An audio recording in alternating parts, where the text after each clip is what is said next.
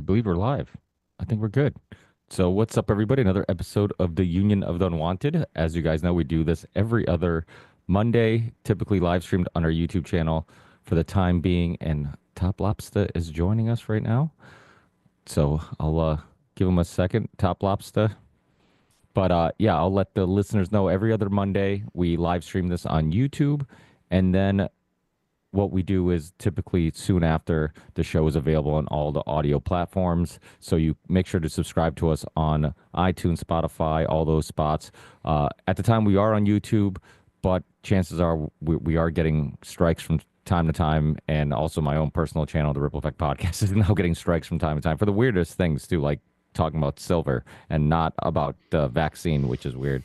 But so who knows how long we'll last on there. So the best places to find the audio and video is probably Spotify, iTunes, and probably Rumble, because I think those places, for the most part, seem to be the least censored for the time being. But and then every other Monday that we don't do a live show, you get a reunion flashback show where we kind of just repost and reshare a old great episode we've done, a classic like with G. Edward Griffin or Del Bigtree or Jim Florentine or Roseanne Barr and stuff like that. All those great past episodes that people might have forgot about, or if you're new to the show, maybe you never listened to. And we've also done some on near-death experiences, on UFOs, on all types of really fun and interesting things, crypto.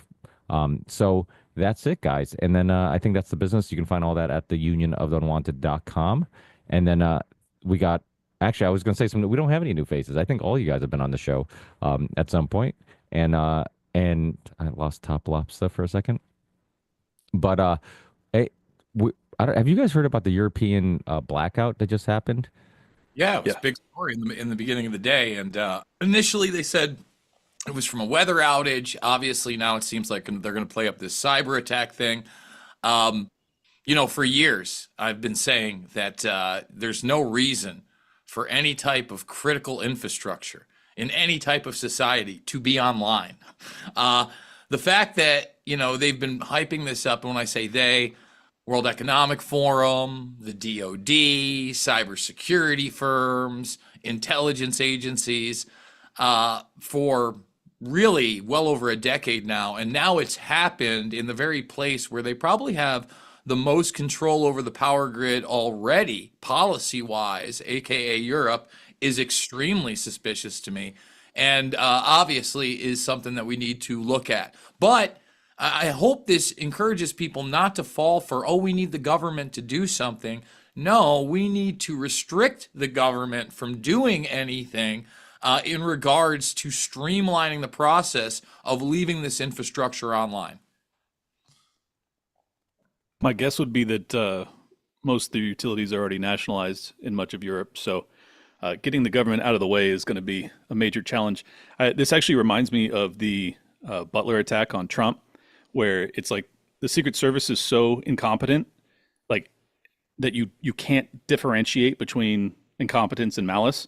That's the same way it feels with Europe with their electricity issues. It's like, well, sure, it could be a cyber attack, it could be a false flag, or it could be that you guys have taken offline all of your all of your power factories. So any of the above at this point, I feel pity for the Europeans, and we're not far behind them, unfortunately. Yeah, so I was leaving the office and my mother was like watching Portuguese Noticias news because she's Portuguese and she doesn't speak any English, so that's what she watches. And she's like, "Hey, you hear about the power outage in Europe?" And she's like, "Portugal, France, Spain, all the planes are, basically on the ground, everything kind of is at a standstill." So I've been running around since, so I wasn't sure how serious it was, but it did make me think about like, okay, maybe this is nothing, but eventually something like this could happen. And, with all the AI conversations and really just sparking how much control these big tech companies have of every system everywhere, it is a little scary because little by little, we just keep moving towards cars being controlled by computers, everything being controlled by computers. I mean, eventually our houses are going to be controlled by computers where, you go in your house, it knows when you shower or when you have a coffee and it starts making it, maybe it's a little Black Mirror-esque in regards to that. Maybe we're a little away from that, but I don't know. Things have been advancing so quickly. Even AI videos, AI pictures, everything's like just. I mean, I feel like it was just yesterday. Everything kind of sucked, and you could kind of tell what sucked and what was real and what wasn't. And now, little by little, we're getting to the point where I'm like, okay, this is kind of progressing a little faster than I thought. I mean, I knew it was going to be quick. I didn't, but it's getting to the point where like by 2026, what is the world going to look like? I'm not thinking like 2030 or 2040. I'm thinking like 2026. Anybody? Did you see the video of the twins in New Zealand during that newscast where they start to speak in unison? No. Okay. It's a hilarious clip. It's been going super viral. Anyways, they're being interviewed about some robbery or something, and they start to basically complete each other's sentences and go back and forth. But they're twins and they're talking almost perfectly in sync. I could have sworn it was AI because it has to be AI. There's no way they could actually speak like that. Allegedly, it's not AI. So I'm going the opposite direction. I can't figure out, reality is so screwed up. I have no idea how to differentiate at this point.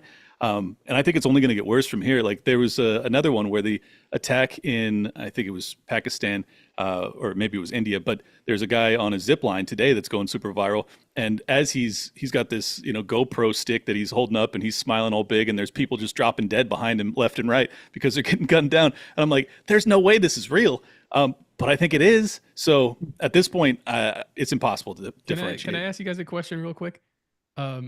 What Clint just described there, you guys like sad about it? Because I'm like kind of fucking giddy. I personally enjoy the chaos. It's like I don't know what's real anymore. I'm doing my best to contribute as much fake news as possible to make shit like as weird and unpredictable as Like we're headed towards something very strange, right? Like I don't know where the end goal is, but I just feel like adding as much chaos possible is like maybe that's like what what we're supposed to be doing. This here. is the doom you've been waiting for. So many people have been waiting for doom. It's not an asteroid, but yeah. I mean, I hadn't heard about the power outages in Europe, but that's a little scary. My daughter is flying to London later this week, so I hope, that makes you think. But a lot of people have predicted that here. I mean, how many times have we heard that we're going to have power outages here? I've heard it many, many times, right? And if they did, God, just look at Americans. Look at anybody under 30 to be polite. I mean, they literally would probably just lay down and die if they just keep, pressing the buttons on their cell phone if the cell towers weren't working. So I mean, we'd like The Walking Dead. So and I hope they don't do something like that because I'm tied into the. I have a generator, but I don't know how good that would be. But so this was just today, the power outage. I didn't hear anything about that. Yeah, it was like 5 different countries. It's insane. Yeah, and I'd say what was it? It was probably about 7 a.m. Central Time, so like 8 a.m. Eastern Time. It started to get reported. So it's been going on all day. That infrastructure, like I said, we don't know when it's going to be back in. Let me just say this on a couple of the points here. Number one, welcome to the post-truth world. We've been in it for some time. Now it's just an acceleration. And number two, let me just say I'm at the complete opposite end of the spectrum as to trying to add to the chaos and feed into the fake news arena. And, that's why I think I want to start with this story, which is huge, is obviously the Virginia Giuffre Roberts suicide, that everybody out of hand is dismissing any possibility she may have killed herself or any of the other things that may be going on. I think that's really dumb. Number one, we don't even know how the suicide occurred other than she was found on the property by her family. So in other words, we don't know whether she hung herself, shot herself, took meds, etc. What we do know is that in the beginning of the month, and a lot of people are quoting this bus accident as if they know what happened. They don't. I've done the research. There's nothing secret about this other than the fact that Virginia Giuffre Roberts might not have even been in that accident and posted that picture. So what do I mean by that? So the day after it came out where that post comes up, and she says that she just posted to her private Facebook and didn't mean it to go out. Number one, the picture, she was pretty roughed up, right? Yeah. What people didn't is that she talked about just wanting to see her children one last time and that she had 4 days to live with renal failure. Right. A lot of people don't realize that Virginia Giuffre Roberts escaped Epstein with one of his employees. They were together for 22 plus years and are going through a terrible divorce. He has custody of their 3 children. Now, one of them is now 19 and an adult, but the other two are 15 and 16. So they're estranged from her at this point. Now, all I'm saying is that women go nuts when they don't have their kids. All right? And so why am I even questioning whether she was in that accident? Start with the fact that there was no police report in the beginning. And why wasn't there a police report? Number one, it's on a rural road outside of Melbourne. Like, there's no way it could have been a major crash. The bus driver got out and had an interaction with the woman who was driving. The woman who was driving basically she's like in her 60s, tends to Virginia Giuffre Roberts' multi-million-dollar estate. So it's like a $1.3 million estate. She won an undisclosed amount of money from Prince Andrew. People that are sharing that meme, that quote from her about not committing suicide, I'd love to point out that's from 2019, just before she was in that lawsuit, basically the trial that got that undisclosed amount of money. And at that time, she was literally being tended to by security and in an area where she was behind all sorts of walls. So she was, at that time period, literally protecting herself and making sure everybody knew she wasn't suicidal. This is long before the kids thing.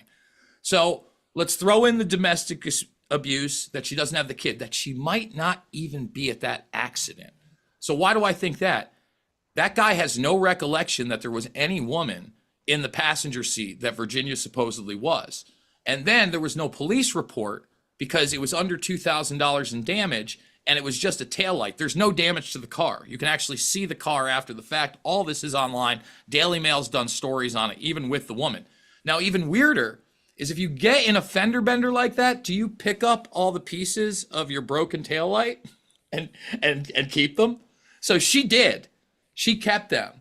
Obviously, Virginia Giuffre Roberts did not go into renal failure. So what do I think the possibilities are here? All right, I think there's a very real possibility she got depressed. She's a multi-rape victim. This other guy may have roughed her up. This is a guy she's been with 20 plus years. She may have done that. There's also the very real possibility that maybe somebody on the inside offed her just because of that dispute or money. She's a millionaire plus, etc. There's that possibility. There's the real possibility that maybe she was killed because they thought she was going to say more. Although I would say this, most of her stuff is in the public arena. So the vast majority of what she said, her being somebody who's been working with the Daily Mail literally for over decades, and Brad Edwards winning against Epstein in that civil suit, a lot of that was Virginia Giuffre Roberts documentation. That's already out there. All right. Now, here's the hopium. All right. And this is big time hopium. I don't necessarily think this is happening, but let's hope for a little bit. If in fact they're actually going to do something with these Epstein documents, all right, the reality is you've got videotapes, you've got hard drives, you've got burned discs, you've got binders of photographs and those discs of the victims and the people that victimized them. You can't put that stuff out if there's criminals. No one's going to stand for some billionaire, no matter how old they are, if there's videos of them, having their way with kids, period. So you would need to, number one, start not just an investigation, but then in an indictment. You would need to go to trial. And then during that trial, and then after the results of that trial, that's when you could release that documentation. We're talking years and years and years. So what would that have to do with Giuffre Roberts? Maybe the off chance she's in witness protection somewhere. And that's a big off chance. I will say this. She was the most vocal person against Jean-Luc Brunel. Jean-Luc Brunel had criminal charges brought against him. He was in Paris during that trial, and he killed himself in prison. Now, a lot of people, again, discount that Brunel killed himself. All I'm saying is if you got a guy like Brunel that's used to having his way, and all of a sudden you put him in a cell with two dudes that maybe aren't the greatest people and maybe are doing things to him night in and night out, there's also the possibility that you've tortured the guy so much that you leave the room and you say, hey, you got a couple hours to yourself, make a decision. You know what I mean? People get manipulated into suicide as well. It's not just hey, we're just going to take this person out, make them look like suicide. They torture people, period. I mean, Can I ask you a question, Jason? You've got two different instances. There's a lot there. But I'm just saying, People who think they know what just happened with Virginia Giuffre Roberts and aren't looking at all the evidence, they're not doing themselves any services. And that's kind of what I mean with the chaos. It's a huge story. It's everywhere. It's chaotic. People are just spouting out things without even looking at the baseline evidence. Jason, let me ask you, because I agree with what you're saying. It's like I don't quite know what to make of it. It's suspicious. From where I'm looking at it, this is very suspicious. But I'm thinking about the right wing influencers that showed up to the White House with no intention to get those folders. They're paraded out, and there's media just waiting for them. They show up, they take the pictures, they look foolish, and you said, "What's the point of this? Why did you do this?" And it's almost like there are powers behind the scenes or forces behind the scene that want to continually remind America about this Epstein case, because America will forget. I mean, we're like 30 seconds and we're on to the next thing. That's just the truth of the matter. But every couple of weeks or every couple of months, I think weeks at this point, the Epstein stuff is being pushed back at us. And I keep getting the feeling that there's going to be some sort of rollout, and it's like they're preparing people. It's like, well, look, now this lady shows up dead. Now this, like, look at the fake documents here, and everybody gets mad. It's like, what do you think this is leading to? Is this a cover up, or is this like exposure?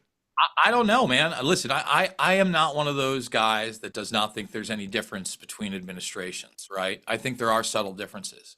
But at the same time, on some levels, how far can you go?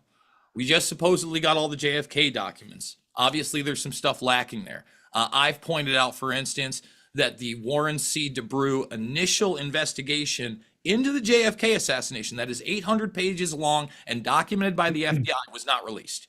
So there are 800 pages that we didn't get. So where are those? And I'm sure there's even more than that. Jim Garrison, in I believe it was like a 1968 Playboy article, referred to documentation he was trying to get via Oswald and this connection to the CIA that he said would not be available till 2038. Okay, so again, we don't have that documentation. Those are things from the 60s. Let's bring it up to like baseline Epstein. One of the big reasons that they will not talk about Epstein and what it's about is he is an arms dealer, and not just for the United States, but Israel. And people do not have an understanding of the Iran-Contra affair, where it wasn't the United States that was buying the weapons. It was actually Israel bought the weapons from Czechoslovakia and Eastern Europe. They would ship them down. Mark Rich was kind of the liaison there. And then the drug money would come up. It was a big plausible deniability circle. Well, remember, Epstein not only has a fake passport, but he's got a Saudi Arabian identity.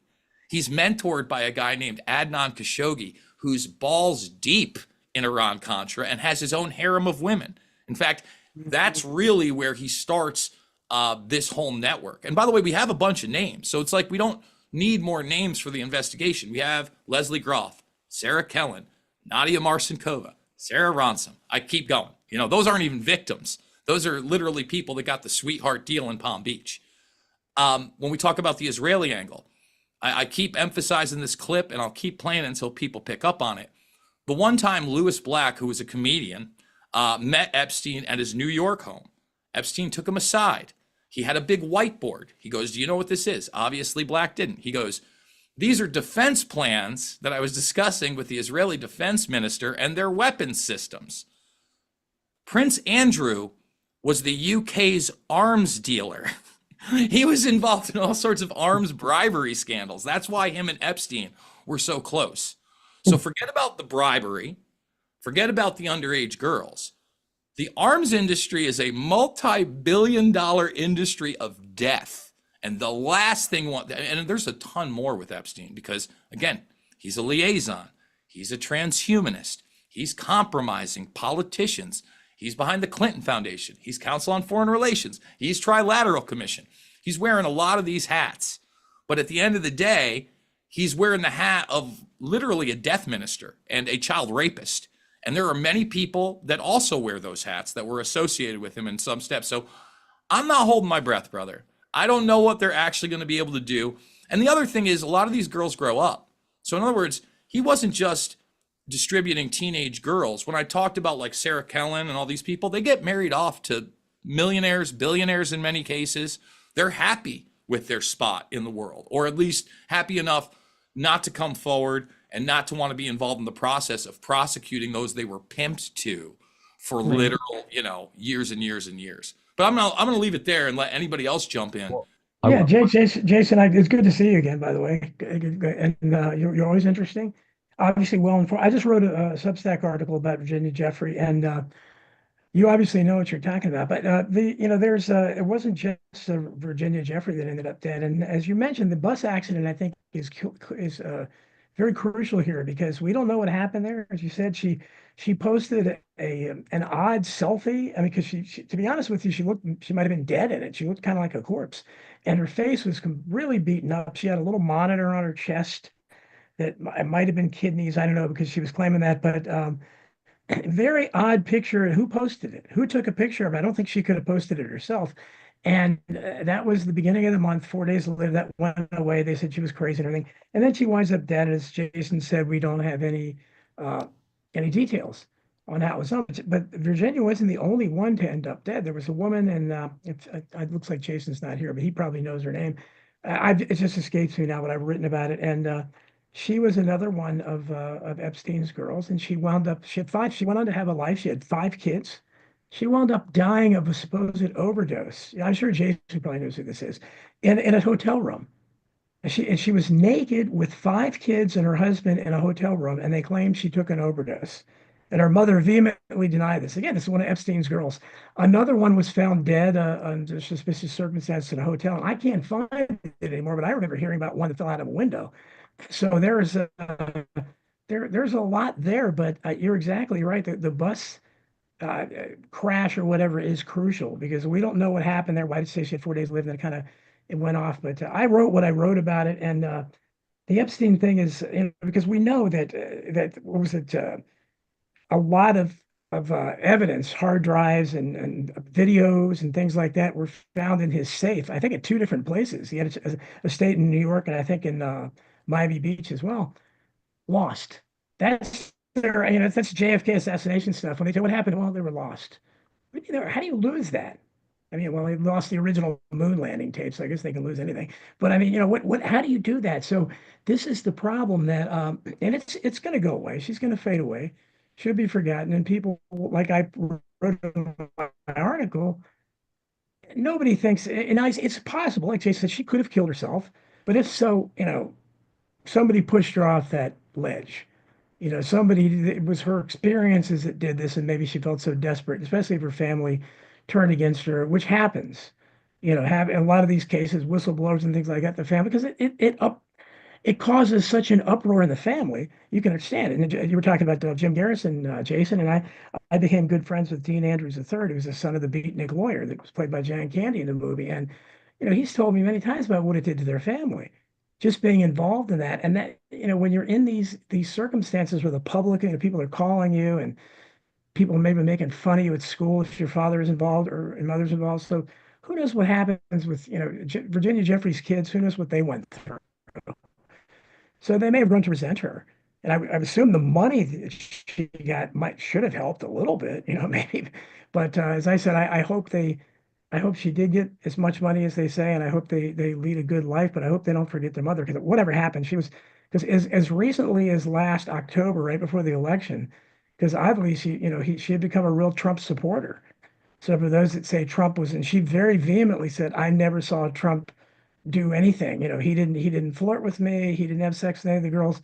Whether that's true, I don't know. She started her career down this path as a bathroom attendant at Mar-a-Lago because her father worked there for Trump as a maintenance manager or something. So she got sucked in there, and I don't know if it was Trump or Epstein or whatever, liked the cut of her jib. She was a cute teenager, and that got her into trouble, unfortunately. But she had nothing but good things to say about Trump. And in October, and Jason probably knows this, she she took to Twitter, which was very rare for her. And she tweeted first of all, she again reiterated that she hoped Donald Trump would become president, how much she loved him. And then she asked Elon Musk, hey, Elon Musk, are you going to look into the Epstein? What about the Epstein files? And said, I know all about that. And she said, like, DM me for more. So did Elon Musk ever do that? I'd like to have some. See, if we had a real press, they would know that. If I can know that, they would know that. And then they would ask Elon Musk, hey, Elon, this tweet here is, Virginia Jeffrey saying a DM her. Did you ever do that? What's up with that? Did you ever talk to her? And because you had talked about the Epstein files coming out and a lot of billionaires being upset. So did you do that? I'd like to hear Donald Trump comment. She did nothing but say good things about him. Be nice if he at least said, "Hey, it's a terrible tragedy. Rest in peace. You went through hell," or something. But I don't expect either one of that to happen. But this will be forgotten, unfortunately. But it's a shame because Virginia Jeffrey represents. I told her to say hello to, in my article to Gary Webb and Danny Casolaro and all the other, because there's so many of these people that have died as collateral damage for the corruption, and she's just another one. And she'll be forgotten, but it's a shame. But until that corruption is rooted out, the body count's just going to continue to grow, and unfortunately, she's part of it. Well, I For think what, Elon Musk does a lot of DMing. That's why he has like 15 kids. for sure, that's Yeah, true. I mean, yeah. for what it's worth, Ryan Dawson, who's covered this case pretty closely, he seems adamant that she, in fact, did take her own life, and that he hinted that it was probably pill overdose.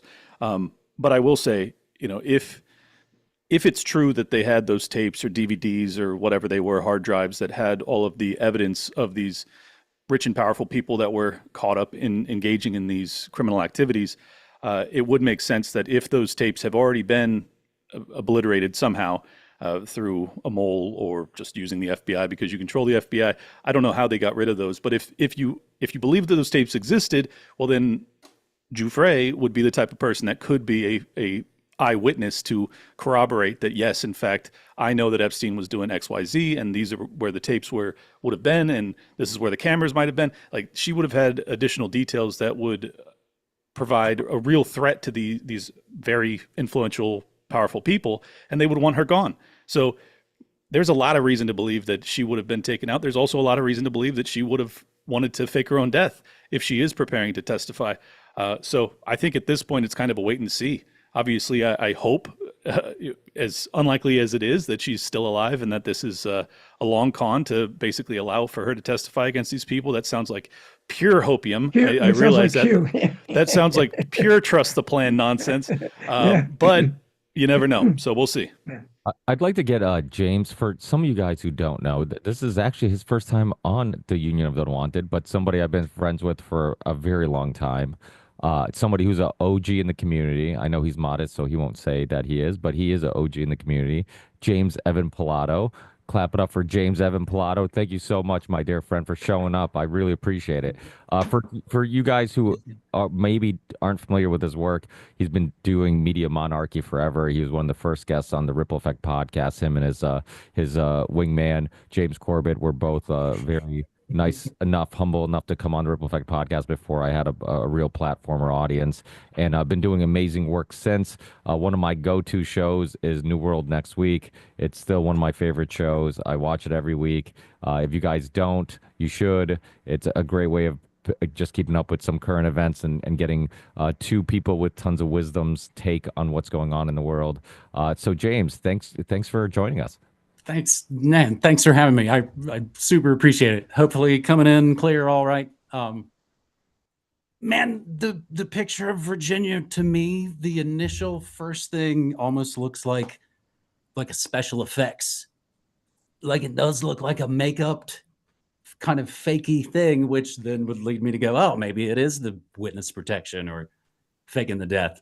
And thinking about Epstein as arms dealer, it's like, oh, arms dealers work, they don't really care. So it doesn't care about party or side, it gets all of them. Like, Destro doesn't care. He'll sell weapons to Cobra and G.I. Joe.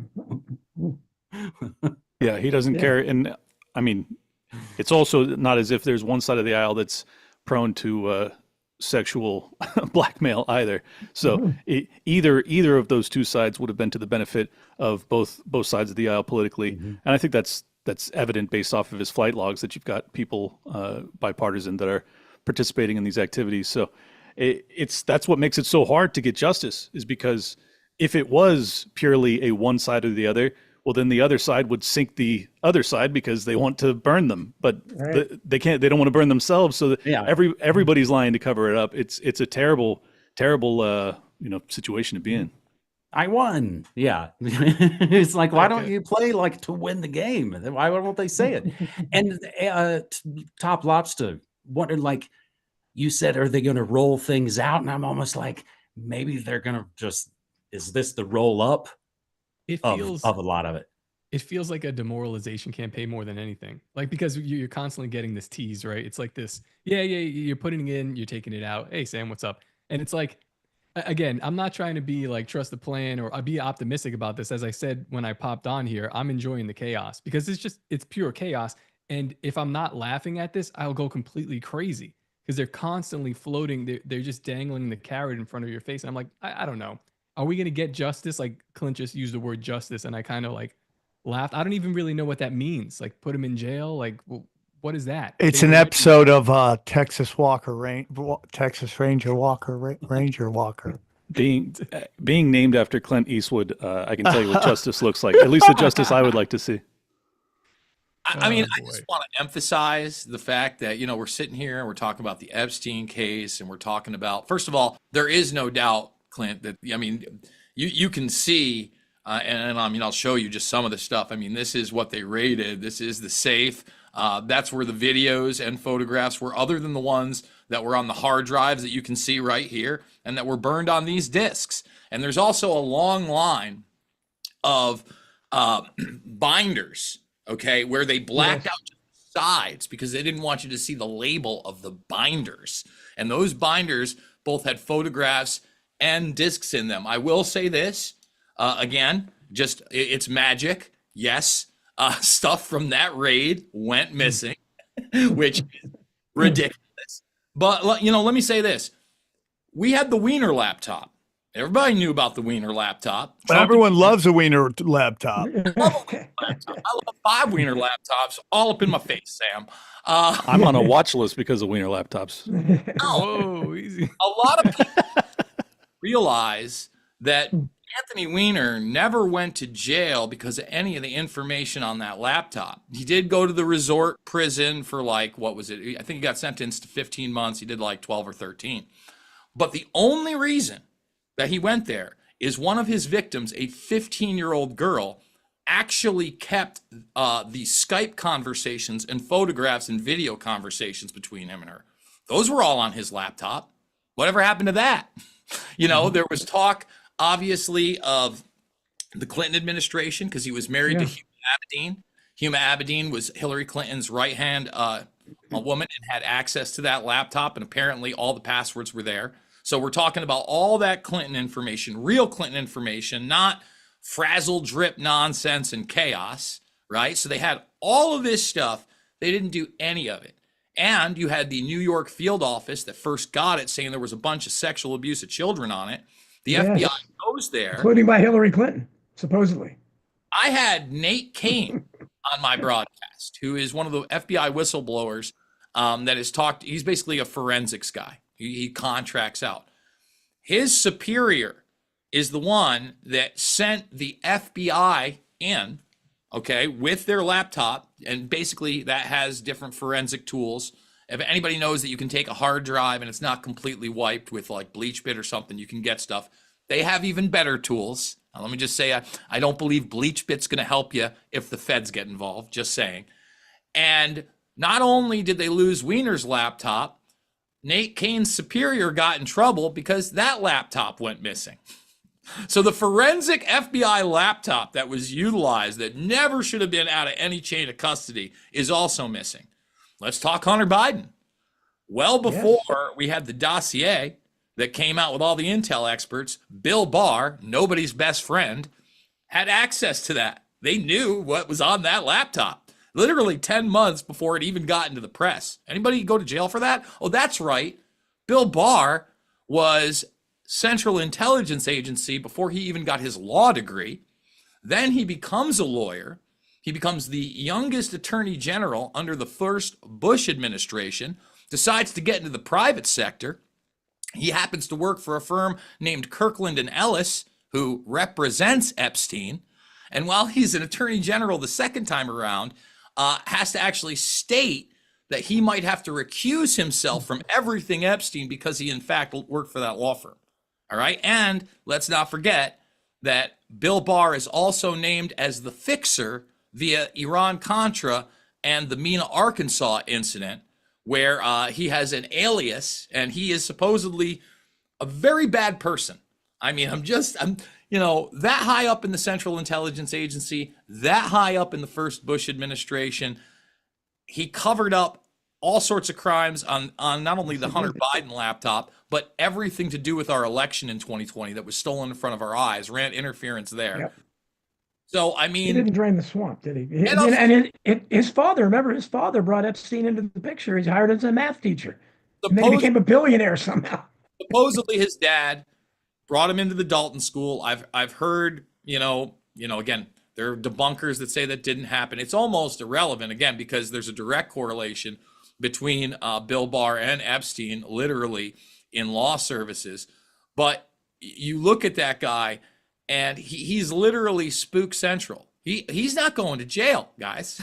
Like, so if you're not putting Bill Barr in, who are we putting in jail? Like, that's the whole point. You have all these criminals. We have the documentation for it. It's not just Epstein. We're talking about decade upon decade. Don't get me going about 9/11. There's a whole lot of hopium going on there too.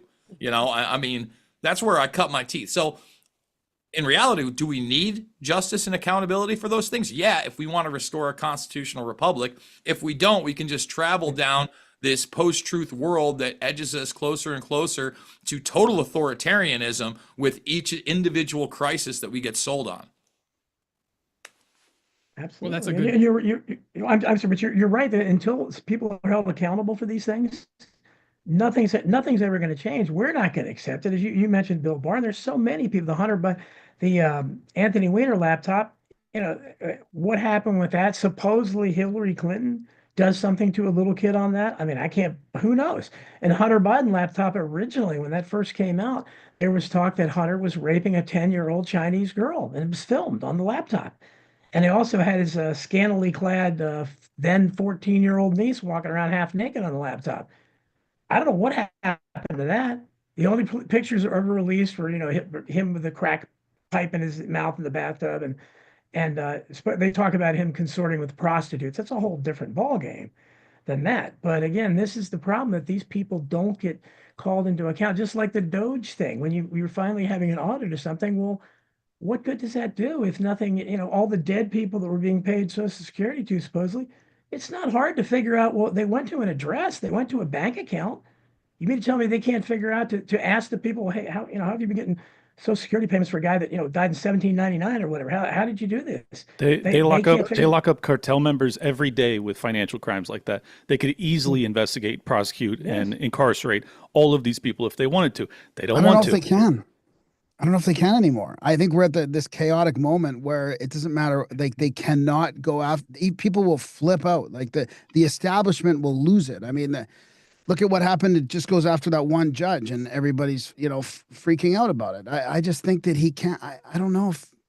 I think the best we can hope for is this stuff to come to light, like it has been. I mean, we got to celebrate all these wins. I mean, people are talking at the highest levels of government about sort of free energy, exotic weapons, geoengineering, 9/11. I mean, come on, there's some wins here. If we talked about this 5 years ago and said, in 2025, all these things that we've been talking about for decades, the NGO web, USAID, like, there's some huge wins here that we never seem to want to talk about. I mean, the list goes on and on, even COVID.gov. I mean, yeah, it might be a smokescreen from the bioweapon and now it's a lab leak, but this is all stuff that we got canceled over. Graham, I'm with you. I'm with you on the positives, but let's just also acknowledge that if you're going to acknowledge all of these things that we've been deplatformed and shadow banned for telling the truth about earlier than we were allowed to, well, where is the prosecutions for the people that were censoring us? Where are the prosecutions for the people creating bioweapons? Where are the prosecutions for the people that are trafficking kids? I know, but you're basically arguing that the system's so corrupt that you can't get justice for some crimes against humanity, which is what we're describing. And it's like, because it's global. It's global in nature. Like, he's the only one pushing back against this global network. I mean, we're going to find out in Canada what happens tonight, whether Carney's in or whether Pierre's in. I mean, it could be like a blue wave, very similar to what you guys saw down in the States. And to me, it's like a signal that we're done with the liberal rules-based order, but they're not going to go away quietly. Like, I mean, even everybody getting mad at RFK because he's not already going after the jab, and even Pam Bondi, like, everybody's flipping out on her because she's not doing it fast enough. Well, how can you do this that fast when it's going to just destroy the whole structure. I mean, look at what happened with USAID. I'm just trying to give. I'm not even trying to be like. I'm not trying to defend them or anything like that. I just feel like this is like a really critical point of the global powers like fighting against each other. I agree with you, and I don't disagree that there's lots of positives. I just want to point out though that if you commit crimes against humanity and they can't be prosecuted, well then this system all has to be dissolved, all of it. Totally, and that's I mean why that's it's just such the an reality. exciting time. That's why it's such an exciting time. Well, no, Graham, I agree with you. It's wonderful that we're finding these things out, and I cheered it on. But you had a perfect example for the USAID, which is the one thing that's been audited, as far as I know. I don't know if the audits are going to go to other places like they should, but the director of USAID, who was a Biden holdover, was caught in an email. They have the email from her telling her employees to destroy evidence. Now, how can you not prosecute that? There's evidence of the crime with her. So, and she's not, would that shake up everything? She's kind of can be sacrificed, I think. She's not a household name. But as far as I know, she hasn't been prosecuted. And this is the problem. Trump, uproots everything like a bull in a china shop, and maybe some things get exposed. But ultimately, maybe more people know how screwed up everything is, maybe. And that's good. But if we don't held accountable, then the law means nothing. And really, all the people in prison, especially for more minor crimes, they have a right to be demanded to be released, because obviously these people are not accountable to the law. Yeah, I just want to connect the dot too, because Jason was talking about Bill Barr. He was also the AG under Trump in 19 and 20, so that would have assisted with burying the Epstein file if they were looking into it, which they probably weren't. So I think that's another interesting dot. Bill Barr is obviously filthy, filthy dirty. Bill Barr was reported, although they retracted that report, to be in the prison in New York, maybe visiting with Epstein just before her suicide attempt. Again, they retracted that story, but New York Post ran it. Let me answer something to Graham, because I don't like to be a doom and gloom guy either. And let me say this: I probably give the guy an 80+%, and by far the best president in my lifetime, hands down. However, Clint started with the cartel thing. All right, let's just act like adults here and realize that a executive order making the cartels terrorist organizations is not a real thing, and in retrospect is not a good thing. And why do I say that? Who the fuck do you think runs the cartels? Like, it's the Central Intelligence Agency. So are we once again, I bring up Iran-Contra, are we retroactively going after the criminals like Oliver North that were made the face of this thing? We're the opium dealers out in Afghanistan. Walid Karzai, when we put in his brother Hamid Karzai, was the lead opium dealer and warlord there. It's again and again and again. So that's a bad thing, because once you're a terrorist, you don't have any due process. Doesn't mean the cartel organizations are good. Doesn't mean I like what's going on in Mexico and South America. In fact, one of my favorite, if not my favorite, documentary of the last 10, 15 years is Cartel Land. It is a must watch. Everybody should go watch that documentary. Secondly, Trump has done things now through these executive orders. We all just talked about, hey, where are the prosecutions on the people that censored us during the COVID-19 84 nightmare? Where's the fair play? Forget about that. He signed an executive order saying that the government wasn't going to be involved in censorship. That's imagination land as well. The government is still heavily embedded in the signature reduction program in every single major technology company, think tank, social media company. When I asked Kash Patel about the signature reduction program before he was the FBI head of the FBI, long before this, probably like 2 years ago, he walked off my show and he acted like I was the crazy one, okay? Because I cited a 2017 or 18 now article. It's like 5 or 6. It might not be 5 years old. So it might be 2022, where they go into the domestic program of 60,000 people in this country under fake identities with access to everything, Social Security, driver's license. They can create identities, alter them. They're embedded in these companies. They literally, on the physical level, I mean, I've probably shown it on this broadcast a dozen times, have a physical hand sleeve, a DARPA hand sleeve. They can put anybody's biometrics on, and it emits human oils. All right? There's been not one trial on this. There's not been one oversight hearing whatsoever. Okay?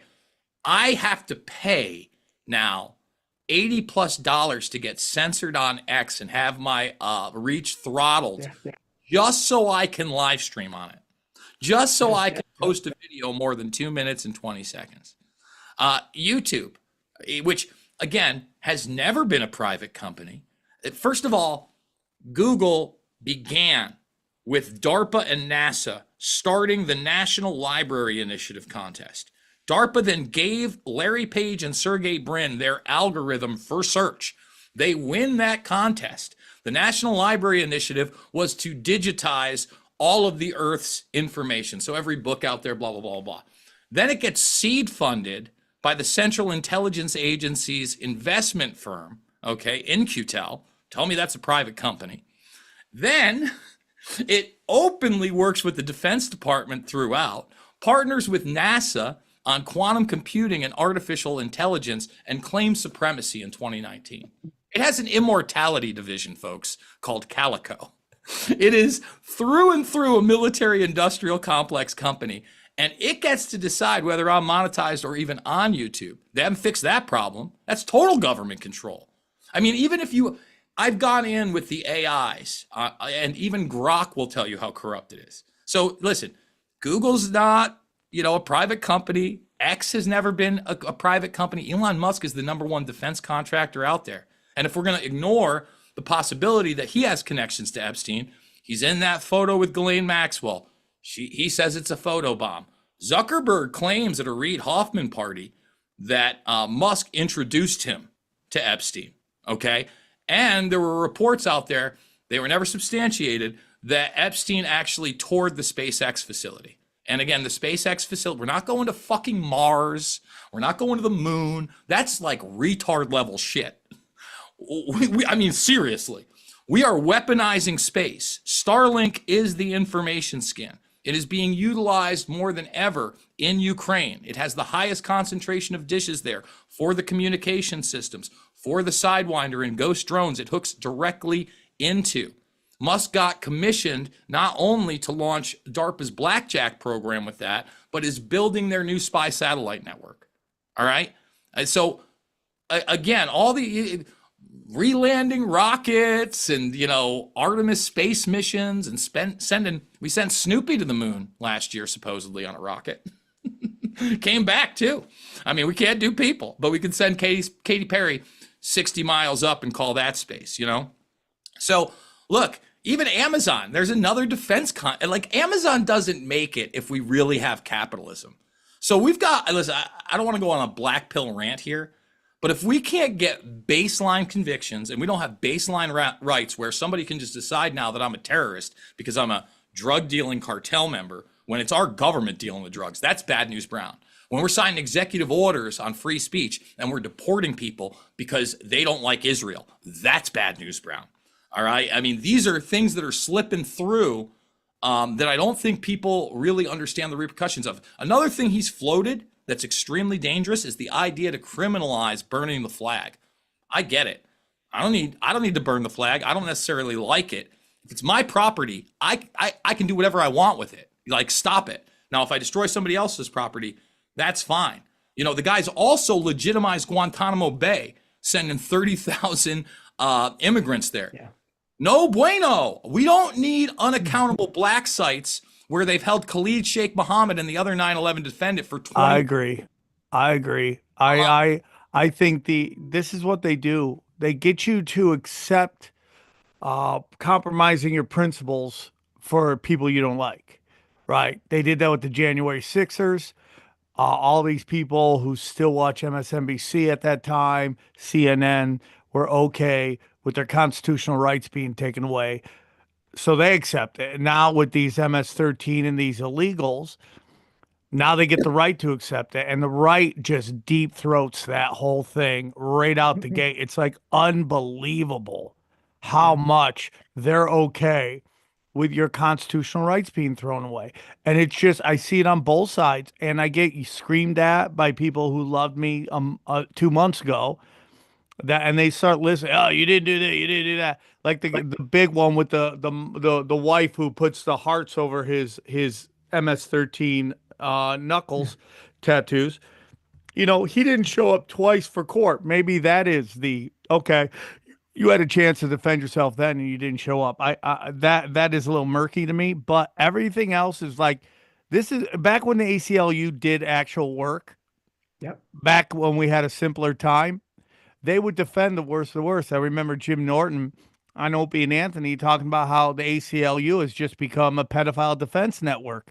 Yep. And I was like, you have to defend them, even though we all despise these people. You have to defend the worst of the worst with law, because once you sacrifice them, it's over. It's like the old fable or whatever it's called about where the lumberjack goes to the forest, goes, I'm going to use one of you as an axe. Which one? And the whole forest picks the smallest tree. And they're like, use this guy, make it out of him. And so the lumberjack takes the smallest tree, turns it into an axe, and cuts down all the rest of the trees. That's exactly what is happening with domestic terrorism.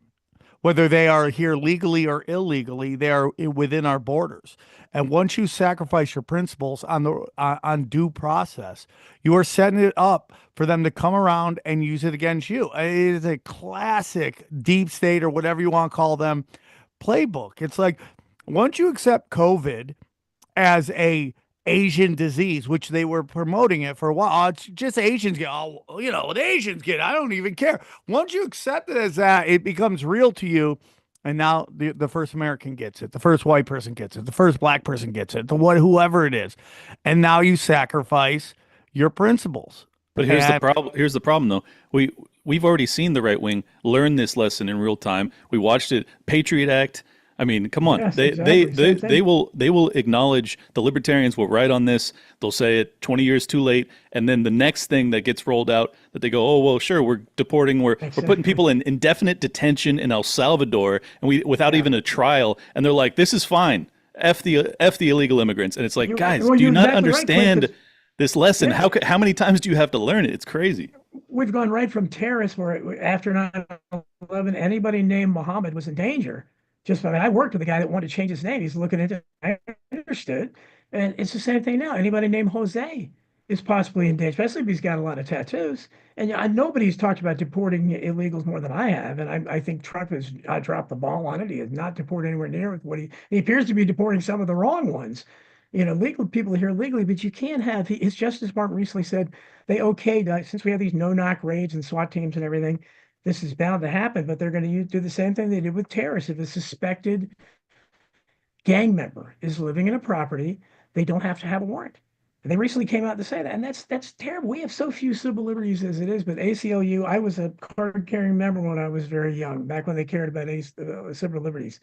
Now they don't care at all about it. Otherwise, they would have been camped outside the prisons with the January 6 people, but Sam's exactly right. The right and the left both. I don't know hardly anybody today that cares about civil liberties. And it's a shame, but I don't want to be sympathizing with people who are especially gang members, but you can't just say a guy's a gang member because he's got a lot of tattoos and he's Hispanic. And that's the problem. It's the exact same thing that happened after 9/11. His name is Muhammad. He looks the part. You can't have a system like that. Well, it's fine. It's fine to deport them, but just Jesus Christ, you have to put them in a fucking prison for the rest of their lives. It's insane. I think the reality here, though, is that the previous administration and the administrations before it have created such a situation in America where there is complete unfettered immigration, people pouring in from not just Mexico. And it's fun to talk about the Mexicans that we're targeting, but realistically, they're like Chinese nationals. There's Africans coming in from the entire world. They're coming through South America. So we have this huge problem. How do you battle? And I'm not for eroding more of our civil liberties, although I think there is a conversation to be had of, well, what's really left here? We just talked about how do we get justice? And I'm like, I don't even know what that looks like anymore in this country. It seems like a fruitless act. Like the Constitution, great document. It's not written for the people that live here right now. So it's not a black pill. I'm not trying to go full Jason Burmis, although I love the points that he made. But it's like, maybe it's time for something new. whatever we have here, we cannot recover it. And trying to recover it, as you're seeing what Trump is doing with, the El Salvadorian prisons, is like, that's not going to work. So there has to be something that we can do. Top, I love you. I love you, but my God, man, if you think that the Constitution isn't an adequate document for the people today, just imagine what the people today would replace it with. It would be disastrous. I'm going to hold on to that dead document until my fingers fall off. Exactly. Seriously, I don't see any hope that we have some constitutional convention and things get improved, that we get more civil liberties. Like, First there's thing not a it's fucking gone chance. is the Bill of Rights. Are you Right. kidding? That's the first thing. Gun What is rights this gone, Bill of speech Rights rights thing? gone instantly. But because the entire country has eroded, because what fundamentally held the country together, or at least what it was based upon, no longer exists here. So now we have to talk about, demographics. Now you have to talk about culture. And it's like these things that we're sort of touching on, and this is why I'm more focused on the culture, the idea of the culture, because that moves, the rest of it follows. We can talk about these larger ideas and the nuance, and that's great, but it doesn't matter. The culture is gone. But here's the whole thing I gotta say. Sorry to cut you off, but I think at some point we have to be almost like parents, where we have to do things for people that don't understand what's happening right now, and telling them, nope, this isn't, nope, why? Because I said so. That's why. And if we allow retards to decide the Constitution, people, and I have a friend on the Masked Singer that I love with all my heart, and I'm glad he's cashing checks the whole time. But that show is for the dumbest of dumb, and that is who's allowed to vote in our I mean, when I know the man on the street videos, they're sifting through 100 videos to find 2 that make people look like retards. But if you get enough of those 2 retards, now we're entering a dangerous time. So the question becomes, in a realistic world, who's allowed to decide what should be the new Constitution? Well, and it will never be you and me. I brought this up to Robbie the Fire Bernstein, and he called me retarded. Half right. But I said this last election was an IQ test. Okay? If you voted for Kamala Harris, I'm okay with taking your right to vote away for the next decade or so. It's simple as that. You have failed. I'll let you vote. Well, you can go to the polls and put it in, but it goes right in the garbage. Now, I'm not saying that because you voted for Trump that you are smart, but there were 2 choices here, and one was more right than the other. Brother, let me say this. Just like with free speech, if you make the qualifications, no one gets to judge how dumb I am, because most people think I'm totally stupid. Let me agree with you for a second about the Constitution, though. Please do. I love when you agree with me. Go ahead. Great. Because at the end of the day, when I get pinned to the wall, obviously I'm not a right or left guy. A lot of people like to throw me in the libertarian sect. I'm not one of those people either. I'd say at best, I am a constitutionalist. And why is that? Because of the perfectly imperfect document, right? So you have this document that knows it's going to get things wrong, but it sets up a set of checks and balances where the executive, the judicial, and the legislative have equal rights. Okay, now, post-World War II, forget about it. The executive within the executive really becomes so strong that there's this 4th branch that really supersedes everything. And that's a big, big, big, big problem. Now, at the same time, we still do have some kind of a semblance of checks and balances, especially when we have states' rights, right? And that's another thing to cling on to. Nothing was more prevalent during the COVID 1984 nightmare to me than leaving New York, and I was in upstate New York, and it was still nightmarish. Traveling the country, and I now live in Iowa. I saw firsthand the differences in policies, etc. The problem is, again, that we haven't had that executive accountability. The last time is Iran-Contra, that we no longer expect it. That doesn't mean we toss it out, because if we toss it out, really, we're taking away the best defense for the little guy. And what do I mean by that? The Constitution is the most anti-collectivist document out there because it's not a majority. Everybody talks about a democracy. But if you really want to do it, you need 2/3 and then 3/4 to amend the Constitution. That's why we haven't had a constitutional amendment in a very long time. But these people were smart enough to realize, hey, we're probably not going to be able to fix, say, this slavery situation right now after the Civil War. Well, maybe we should put something in there for that. And something in there for women to be able to vote again. And we're not perfect, but Mistake. That was a horrible. Yeah, dude, That you was a lost me there. Yeah, I mean, guys, if there's any, much as I'd like to have a chauvinistic good time, let me say this. You know, in one of my only interactions with Rogan many, many years ago, this is like 2000, I don't know, 9 or 10. I'm in a hotel room and we were talking about politicians, and I brought up Cynthia McKinney. Now, Cynthia McKinney was a black congresswoman out of Georgia. She was the only person to stand up to the military-industrial complex on human trafficking through DynCorp and question 9/11. She did both to Rumsfeld. She's in my film Fabled Enemies and Loose Change Final Cut. I said that to him, and he at that point said, oh, I just don't think women can run it at the top. They're not ruthless enough. He's come around on that and publicly spoken on it. I would just say this. Maybe people don't know history, but Cleopatra, how about the last queen of England? These are some vicious cunts. Like they're the not fucking around gang. Like women can do this job as viciously, sometimes more viciously. So again, we have to realize that the Constitution is really a pro-humanity document. Well, let me just say though, I agree with the viciousness of a woman, but it doesn't come naturally to women to be masculine. What you're describing is masculinity. So if do we want viciousness? Why would we want viciousness? That's where he thought it would lack in warfare. Like that was his big thing. Don't want to. Yeah. Well, the best. In fact, female politicians are often overly vicious because they're trying to compensate for the perception of weakness. So I totally disagree with this assessment, though. And by the way, the Constitution doesn't mention democracy even once. We can do without them. Plus, they bleed once a month. Please continue, Jason. I love South Park too. One of my favorite.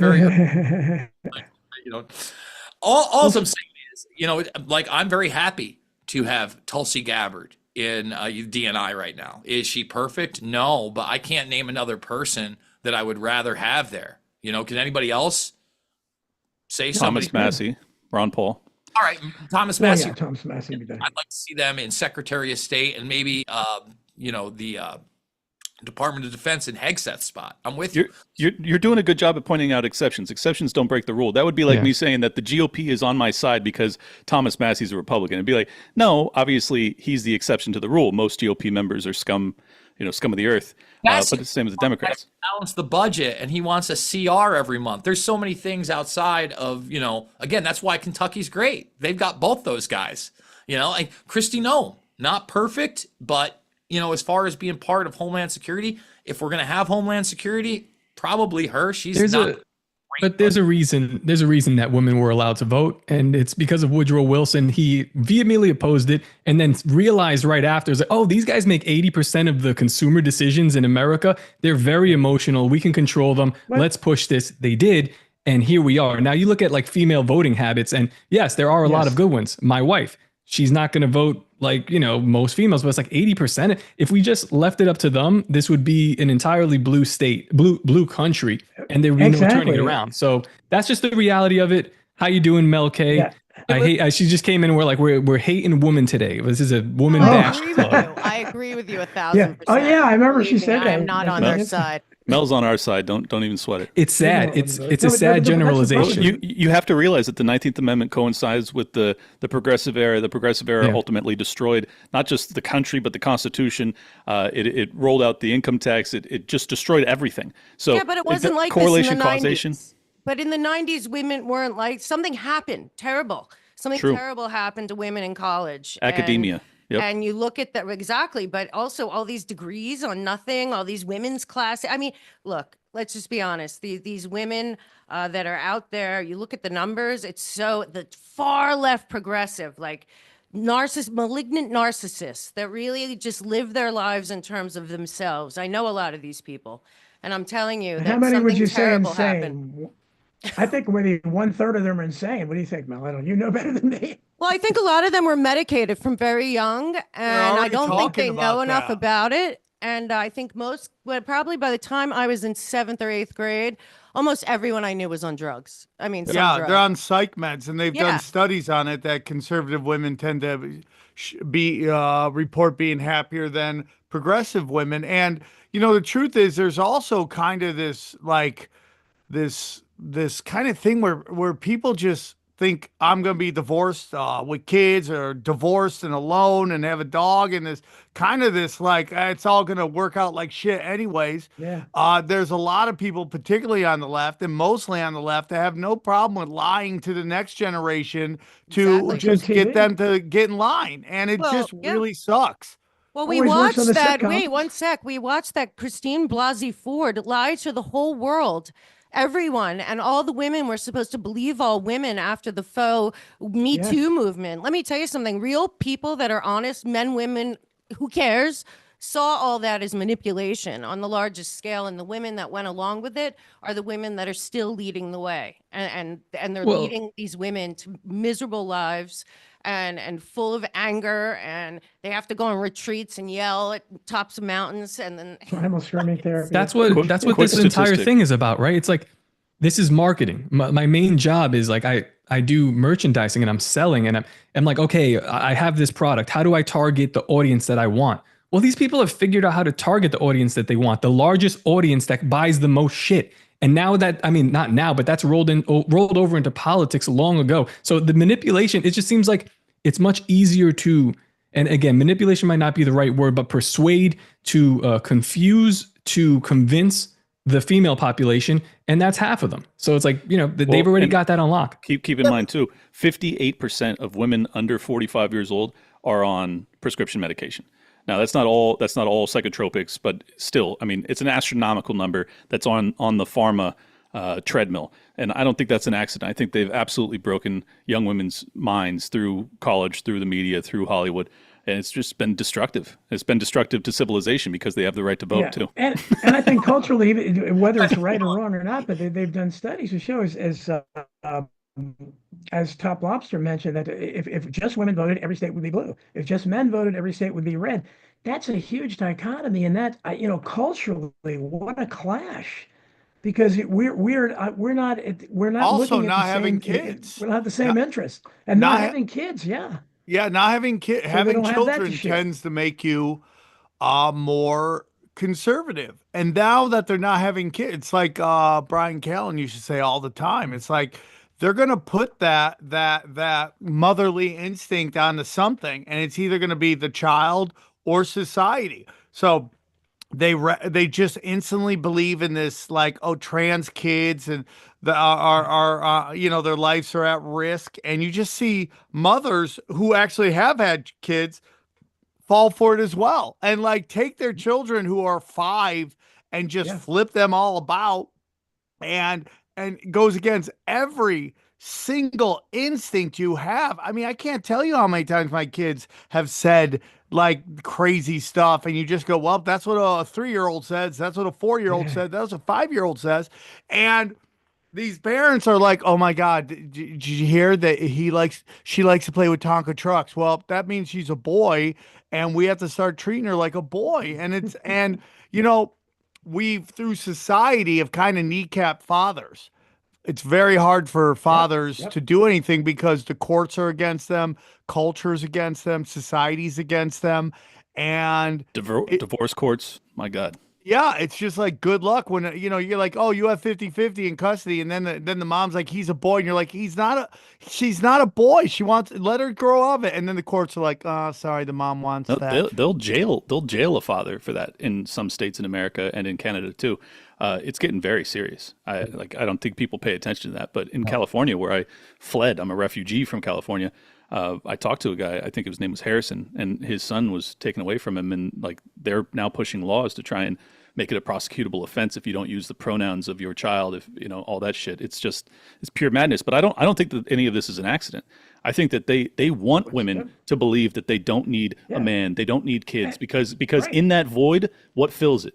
The The state. state.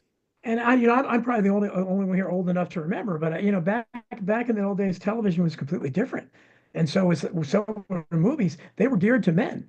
That's why you had tons of westerns and detective shows and private eyes. My dad controlled the TV. My mom watched soap operas. That was it. Television for years now has been completely catered to women.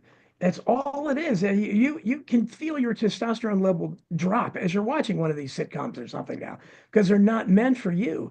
And the problem is that they've obviously learned that the female is much more susceptible to this programming. So all the indoctrination is towards the female. That's why Sam mentioned about the transgenders and everything. I've never seen one case where a father wants to turn his kid into the other sex and the mother objects. Yeah. Never. It's always the mother. Sometimes the father's on board too because he's nuts too. But I mean, most of the time it's the mother, and the father tries to be reasonable and then he loses in court. But this is a huge cultural clash, and now we have a young generation that isn't, largely not having sex, or not having, maybe they have sex when they both transition or something. They're not having normal sex, and they're not dating. They're not, I don't even know what they do anymore. And they're not getting married. They're not having babies. And, eventually, and they obviously are, they believe different things. It's something like half of young men haven't had sex in the past year. You guys act like you don't know what bussy is. Come on, catch up with the times, bro. Well, I coach my daughter and my sons in multiple sports, and more I'm seeing like girl teams. I just saw this past weekend. My daughter had a game, and I saw a girls team who playing, I believe, before or after us, and they had a boy on the team, and I see it over and over again. We were just at a tournament in Albany, in New York, like a month ago. Same thing. One of the teams in the girls division, playing against girls, it was a boy, and then we went to the referee and we're like, hey, is that a boy? And he's like, yeah, we thought the same thing. So we asked the parents, and they said it's a girl. I'm like, you idiot. Of course they think it's a girl. That's why they have them signed up on the girls team, but it's not a girl. It's a boy. And this is like more and more Ricky, just it's captive. It's over. It's over there. You were in upstate New York. That's the last time I was there. It is the norm. Let me tell you something. In my small town, more women. I mean, they're people think that because this administration's there, they're not doing the transition surgeries to kids. I can assure you that they are.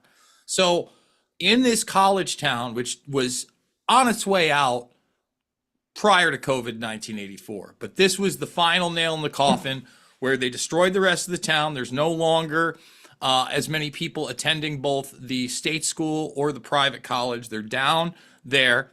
They brought in this money from Cuomo that had been promised for years, and they destroyed the parking lot downtown where most people parked.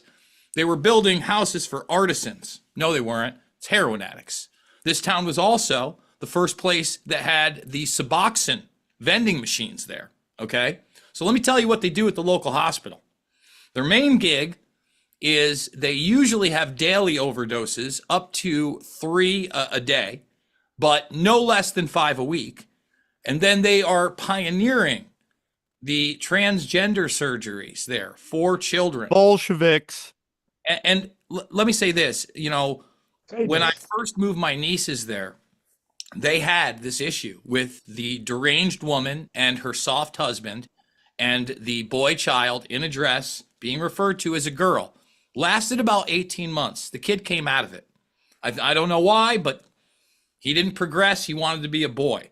I was just disturbed and disgusted that was part of it. But now the surgery has taken me aback, because, I mean, you're permanently mutilating kids. And let me say this. You mentioned Brian Callen.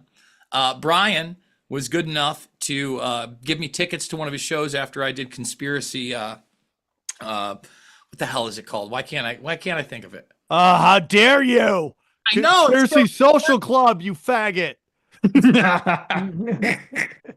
And I'm not, we were at the Funny Bone in Albany, New York. They'd revamped the mall.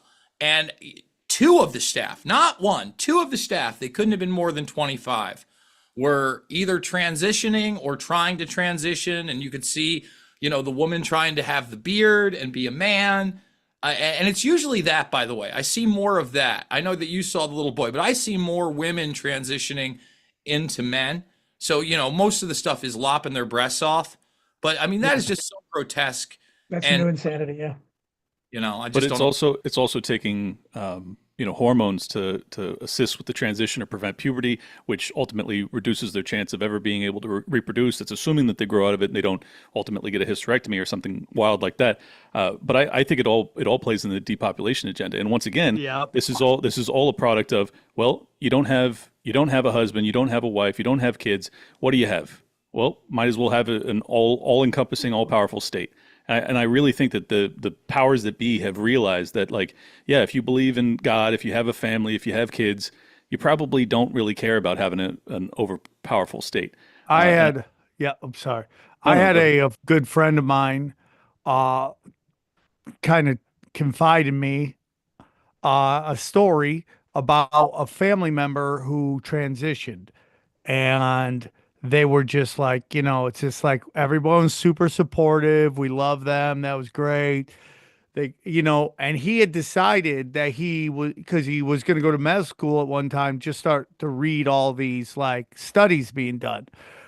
And he just saw some really harsh effects of taking this. Because, I've had debates with my progressive friends in Hollywood about this. It's like if I watch a commercial for, some kind of aspirin or something you take for a headache, and it says that the side effects are suicidal thoughts. What are you going to do when you completely change your body chemistry? And I got yelled at and all that stuff. But he was like, so this family member started transitioning, and she just went completely nuts.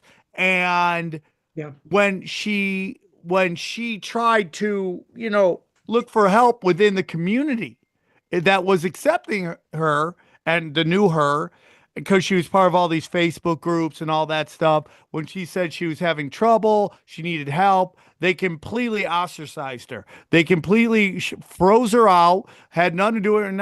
Now that she's in like a hospital permanently, almost permanently, that this very nice guy is paying for now because he's doing well in life, but nobody will help them. We see it all the time. We just saw, I think it was in Iowa, it happened where they were going to talk to detransitioners. And all these trans activists came up with their fat diabetes asses and started dancing in the middle of the thing. So no one could talk and no one could get anything done.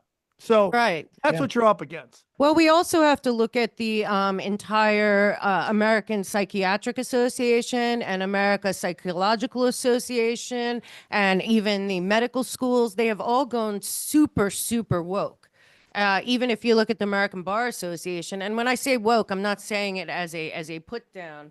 I'm saying it more as a matter of everything that they're supposed to be doing, they're not doing.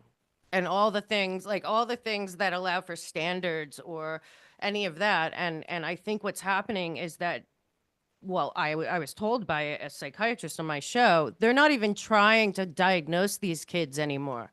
They're going right to transgender. They're going Yeah. right to, they're going right to this gender medicine on the first meeting of a child that's, freaking out at 7, 8 years old. It has something to do with the therapists.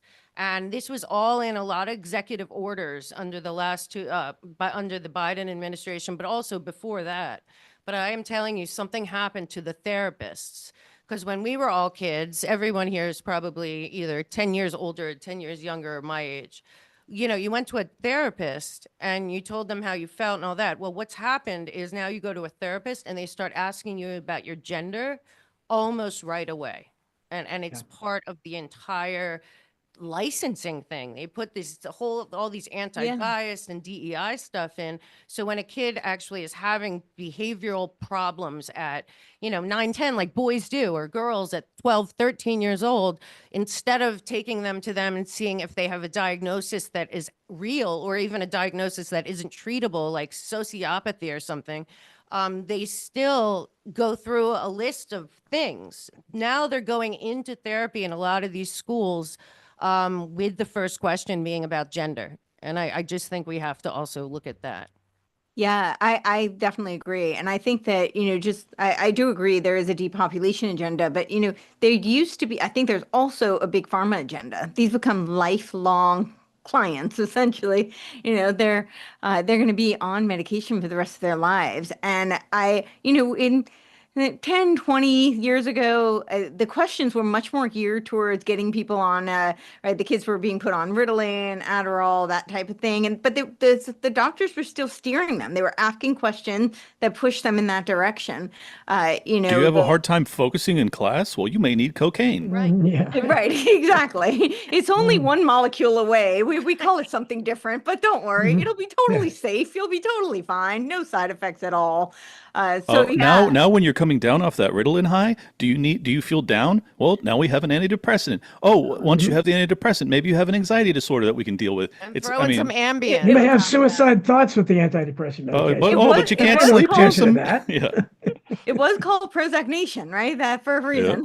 But I want to say that I do think also the DEI and all of those measures were very, I mean, definitely in the whole field of counseling, psychology, psychiatry. I actually have a friend, this is a personal story, who was told in order to keep her license in the state, that before she saw any patient, she had to tell them that she had both white privilege and thin privilege.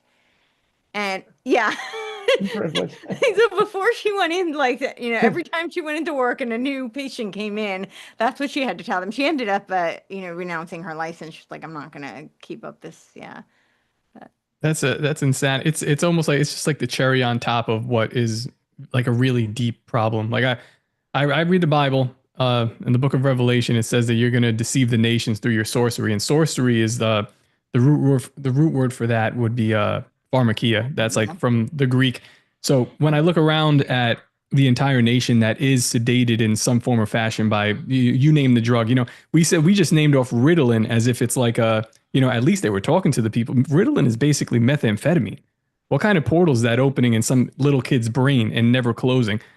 I don't know, man. But this country from probably from like the 50s, we've been obsessed with this like this chemical imbalance in the brain, or at least like it's just drugging the entire country. From the studies of Andrija Puharic on, we have never recovered. It has become widespread, and instead of we're these living like, in Huxley's world. Yeah, instead of an MK Ultra project, which would have been like, get a John in a whorehouse, drug them. It's like now everybody's drugged. Everyone's in front of a screen MK Ultraing themselves. So it's a fun time. Study what they were doing in San Francisco during during the 60s. They were putting the San Francisco Haight-Ashbury was basically a free range open air laboratory in which they were seeing the effects of crystal meth and LSD on people. And now look at what all these tech people are doing. They're all on Adderall and they're microdosing. I think it goes back farther. The CIA was the biggest LSD. Alan Dellison's biggest CIA LSD dealer in the world back then. The CIA had a whorehouse, a brothel in San Francisco that they lured Johns to, and they gave him mass LSD, and then they observed them through one of those one-way mirrors. And aren't your tax dollars are paying for that? Oh, and they absolutely fucking destroyed Jack Ruby's mind when he was in prison waiting to testify. So I don't think that was an accident either. I think that was MK all day. But this has been a problem since the early 1900s, late 1800s even. I mean, Mad in America, I'm sure you guys are familiar with that book, Mad in America. It's amazing history of, bad science, bad medicine, and the mistreatment of the mentally ill. I mean, this obsession with the mentally ill and all these diagnoses go back like 150 years. It's hard to believe. Well, it seems as if like these were like smaller structured experiments where they have their target group, and they're doing these things to them. But like the more I look into this, especially the work of Andrija Puharic, I start to think that this experiment that was suspended, it just looks widespread. When I look at the vaccine schedule and what's going on with the children, it goes to the big thing now is the telepathy tapes, right? That's like, oh, these kids have telepathy. Everyone's nonverbal autistic. It's like, well, man, what happened here? It looked like you were experimenting on this kind of stuff. Like what's that show called? Stargate? Stranger Things. Stranger Things. Well, Project Stargate and the YouTube stream now. I'm just warning you. Top is going there. Go ahead. Oh, Top. I'm sorry. I'm gonna roll it back a little bit, but that was called Project Stargate, but now we have Project Stargate again. It's just kind of like under a different name. 2.0, yeah. Yeah, it looks like it never ended. It never ended, and what it looks like to me is like America is an open air, not just San Francisco, Sam. America in general is an open air testing facility where what did they say? 1 in 20 kids have autism now. 1 in 20 boys. 1 in 32 children in general have it. And it's like, well, what are they learning from this? Why are you experimenting on kids like this? Why are we so worried about telepathy? Why are we worried about telekinesis, Elon Musk? Why are you, dude, it's crazy out here. I don't know what to think. Jason's looking at me like I'm crazy. So it was 1 in 12 boys in California. I mean, that I think it's worse than that. I mean, most of the young people I know are autistic. It seems like it's 50-50. Norm. Well, this is why the libertarian movement is blossoming, baby. Gosh, God help us. Now, and good luck getting one people that questions don't want to. Yeah, good luck getting everyone who doesn't believe in authority to work together.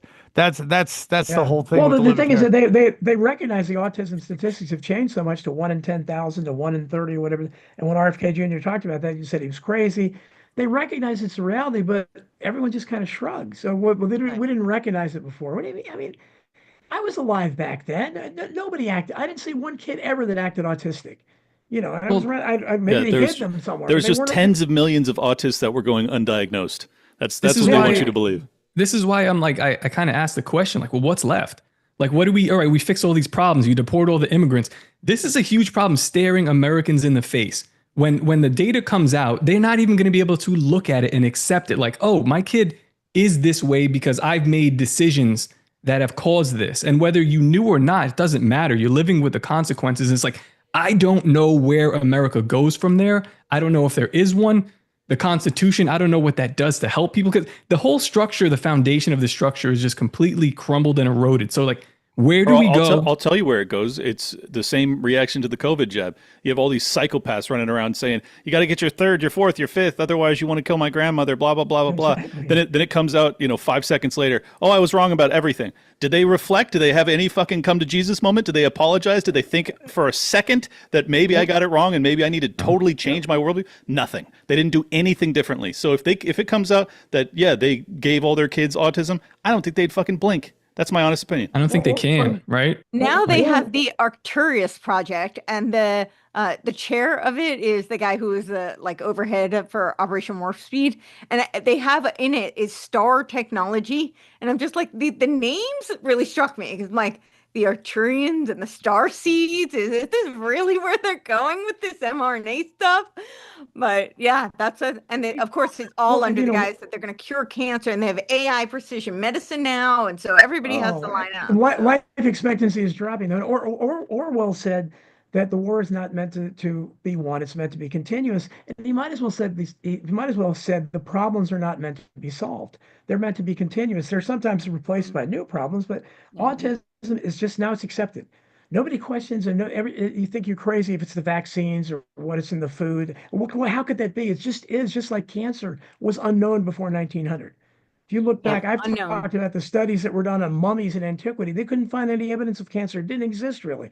But nobody questioned it. Suddenly it's the scourge of the 20th century, and they made up a bunch of bullshit about Grant and people like in the past dying of cancer, which is nonsense. That was not said at the time. But this is what they do. They rewrite history constantly. They're throwing things down the memory hole. Winston Smith, that was his job in 1984. This is how you know that the medical field has been captured, is because if you were to ever actually do a study as to like improvement or statistical charting of these diagnoses, right?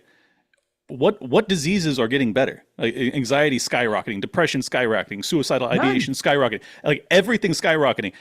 Same with giving statins out for heart attacks. It's like none of this stuff is having a positive effect, and yet they never relent. And they only double down, and then connect the same dot. This is the same progressive ideology that went into critical race theory, where it's like we're going to obsess over racial differences and identitarianism. But what is the outcome?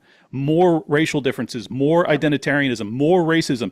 There's none of this is actually helping us. All of it is hurting us, and no one seems to be reflecting on it. It's maddening. I don't want to. I want to kind of steer the conversation on another topic real quick because I can't be here today. I have to go get my kids in a little bit. But I want to ask, so we have giant power outages through all these countries in Europe. One in particular is Spain, which just denied arms deals to Israel. And, that's what the Israelis at the highest levels of government has always said, like, if Israel falls, the world falls.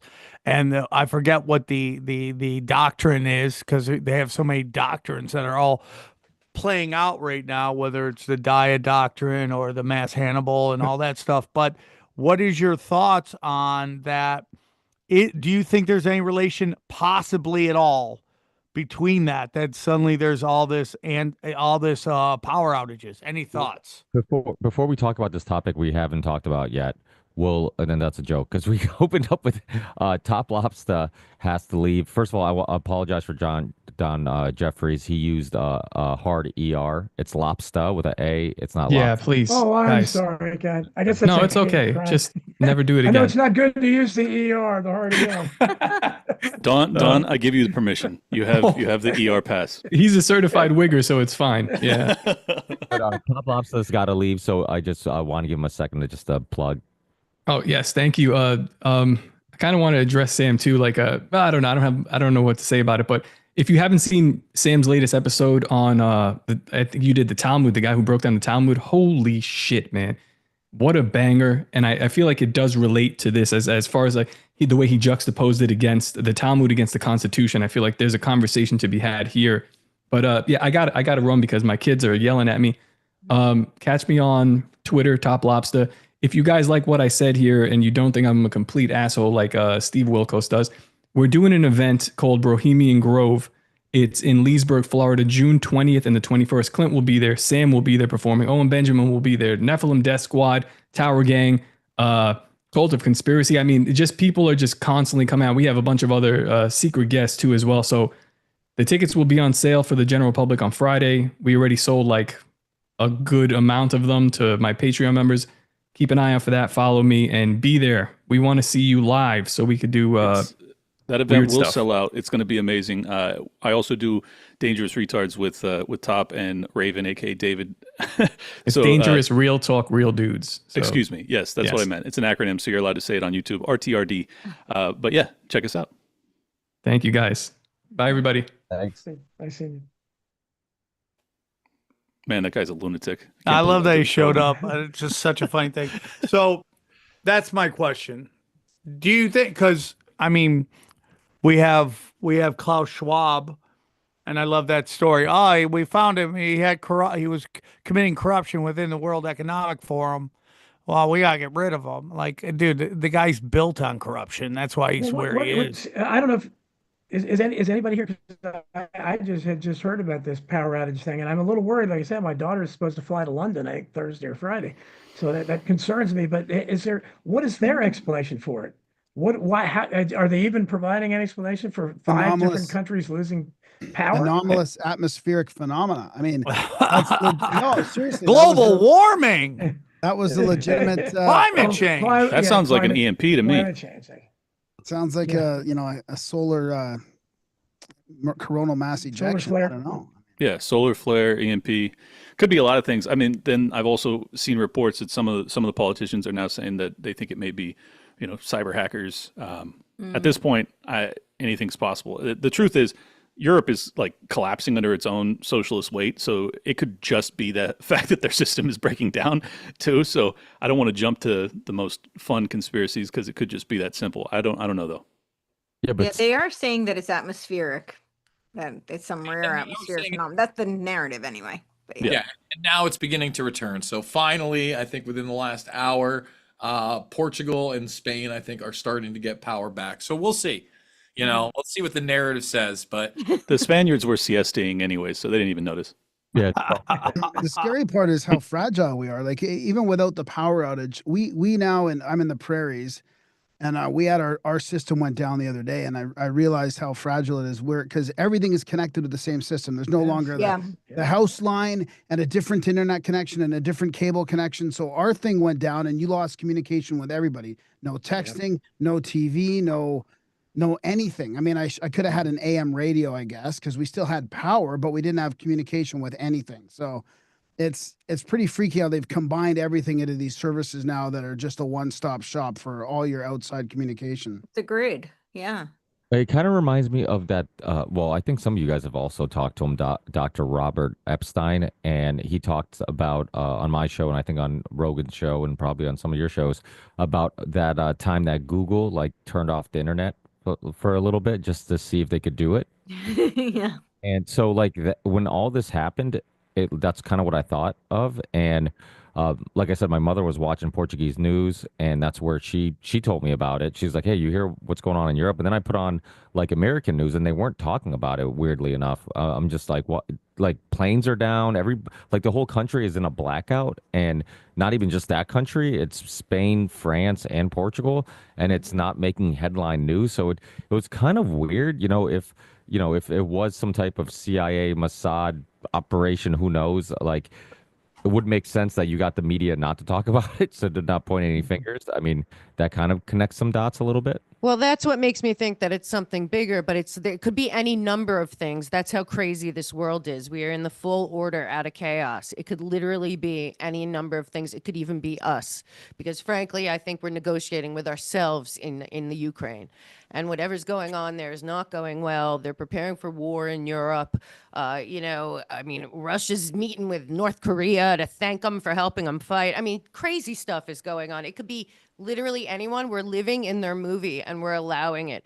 It's just, we're at a point where we have to understand that it looks like the EU never gave up, and they are moving forward with their domination. And I Yeah. mean them and their banking partners and their UN partners, and by any means necessary. So I look at it today and I say, oh, the cyber polygon pandemic's here. Maybe, maybe not. But I'm just saying it could be anything. There are many, many theaters of war and a lot of players. And the 8 billion of us really aren't that important to the people playing the game at the top, is what it feels like. It helps then set up the idea then that Elon Musk as Destro Yeah. can then fly in and Yeah. provide you guys. I mean, I'm hiding out in northern New Mexico anymore. I saw a year or so ago, because it's big, beautiful skies here. You can see lots of stars, lots of all the constellations, all that. And we were out one night and looked up and saw this perfect line. And I was having beers and smoking, and you elbowed buddy. It was like, you're seeing this too. It's like, as much as I would love to believe we're witnessing some amazing fucking psychedelic sky phenomenon, it's goddamn Elon and his military satellites. So they'll sometimes, I guess, when they're traveling to somewhere else. So we just happen to catch the star train or I forget exactly what they maybe call it. But weathermen will talk about it on local broadcasts sometimes, that it's kind of a normal thing. I But think saw I that. see it. I hope I don't get in trouble for saying this, but I live right near Mar-a-Lago. You would fly over me, and I think I see that here. And I'm sure that they're but it's just like that. It's like lights on both sides. I mean, they are satellites, obviously, but they're obviously protecting this airspace. So I see them all the time. And have that sort of. Have you guys ever seen a drone 4th of July show? Put that on the pile of like all the things they've fucking taken from us. Yeah. We don't even get fireworks anymore. They just arrange some flying robots and do. You seen that? Yeah, I mean, I haven't seen it live, but I've seen the videos of it, and again, this gets into this thing where they're just trying to get to normalize it, right? It's like the famous stories of black helicopters landing at elementary schools. That's all about just normalizing black helicopters landing in your neighborhood to black bag your neighbors. That's all this is. It's like everything is a game, a chess move to a game. So I think it's interesting. I mean, earlier maybe it got a little black pilled, but I do have hope. I do think, I have a good friend of mine, Tino Sanchez, who we talk about the internet all the time. And I've said, oh, it got away from him. He goes, maybe this was the plan, because, I've talked to people who has stated that they think that maybe these algorithms are the new Tower Babels, where it makes it so we can't talk to each other anymore. And there's something to that. But it has woke a lot of people up, and I think the people in these rectangles sometimes can get very lost and feel like you're not doing anything. But I really do believe that each one of us has connections to normies and even super progressives. And when they see that what we're saying lines up and we're brave enough to say it, it really gives them the courage to maybe start to think outside the box, because a lot of people just need to follow. And maybe we're starting our own herd, our own little path.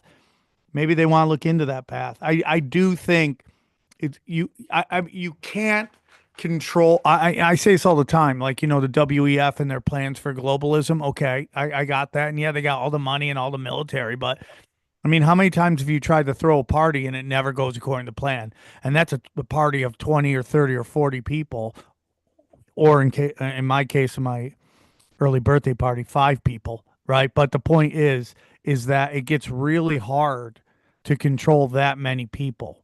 So in the long run, things start to open up, and the most powerful thing in the world is an idea who that's time has come, and I think that's where we're at. I really do. I mean, maybe I'm wrong, or maybe I just don't want to live in a world where it's like doom and gloom and it's gonna all crash and burn. But I really do believe that they are losing the narrative, and we're not going to vote our way out of it. And I don't know what that means because I hear it all the time, but we aren't going to vote our way out of it.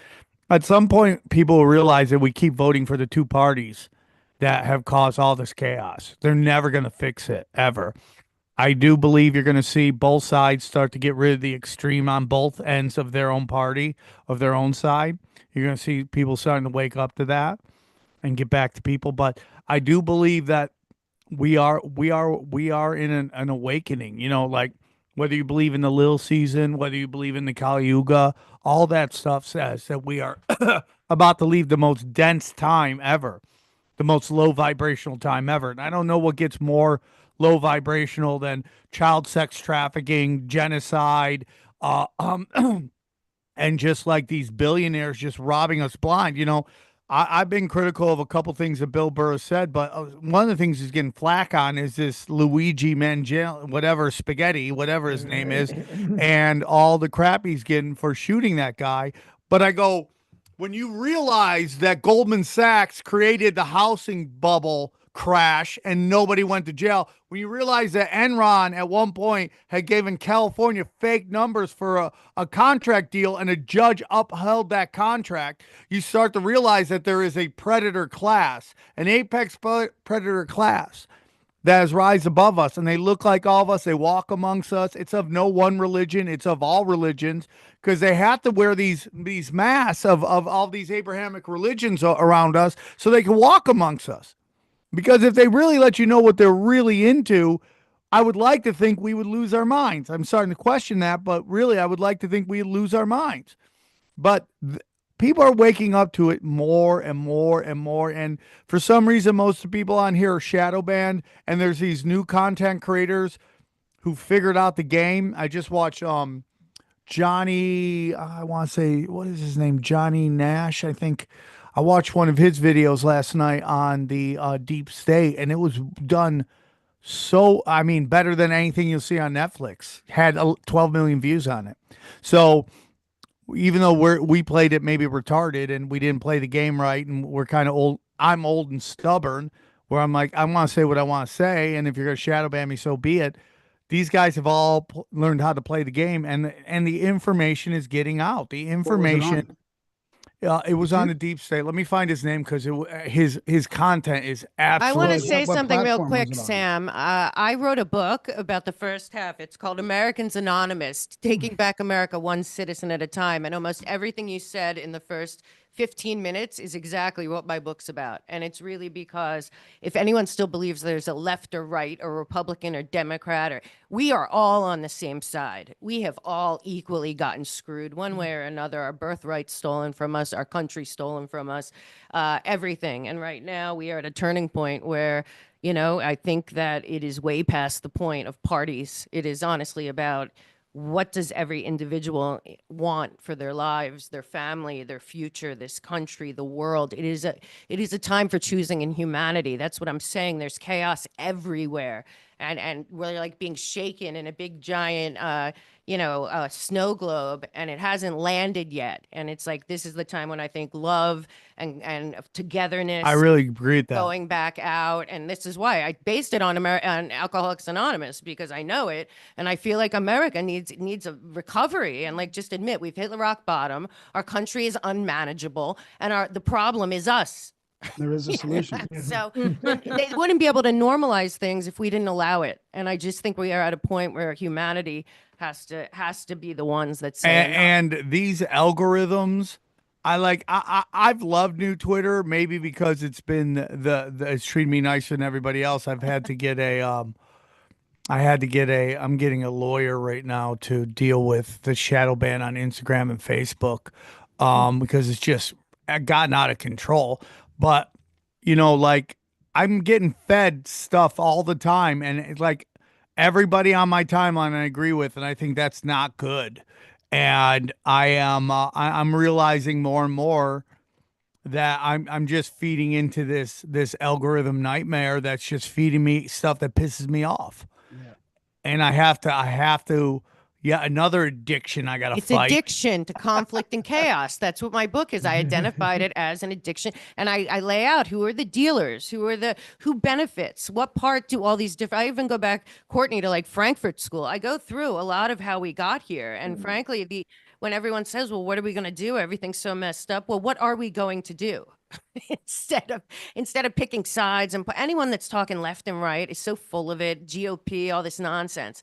Who cares? Humanity is having a huge crisis, and that's everyone's responsibility. So I agree with you. I really think that's where most people are just sick of it. Go ahead. I was going to read Huxley's quote, and I feel like it's perfect to read right now, but it was when we were talking about the drugs and the pharmaceutical. But his exact quote is, "There will be the next generation or so a pharmacological method of making people love their servitude and producing dictatorship without tears, so to speak, producing a kind of painless concentration camp for entire societies, so that people will in fact have their liberties taken away from them, but they will rather enjoy it." And that's exactly what we're talking about. These kind of addictions. It's not all pharmaceuticals. I mean, I think that the dopamine hits that people get from these, algorithmic cybernetic feedback loops is part of it as well. So, Well, even Absolutely. even getting clean and sober. Like I just passed my 17 years, and back in the day, it was easy to deal with your day-to-day resentments of the people that you go through the 12 steps and you're dealing with all that. But now I realize, like, my resentments are now like global. And I mean, I'm still caught up in resenting all the bigger shit, right? I got to watch that I don't start resenting, the predator class, like you say. I mean, that's why we have to get down to, like, some love and compassion for everybody if we can, really. I got to run, guys. I'm honored to be with all you. Get lots of great people here. Appreciate it. Great discussion. Get out of here. Bye, Don. Always a Take pleasure, care. buddy. Always a pleasure. Take Cheers. care, guys.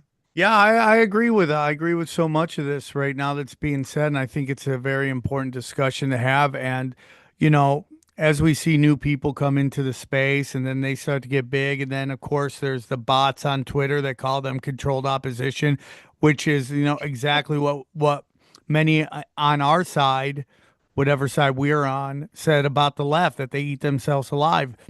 And I whatever, I don't trust Elon Musk as far as I can kick him. I do think there was a time where he wanted to get rid of bots, and maybe he had to talk to, because these bots are so important to the astroturfing of high anxiety and divide and conquer. We are fighting what's the word I'm looking for? Like a non-linear war right now. Cognitive warfare. Yeah, Mind 100%. war. A mind 100%.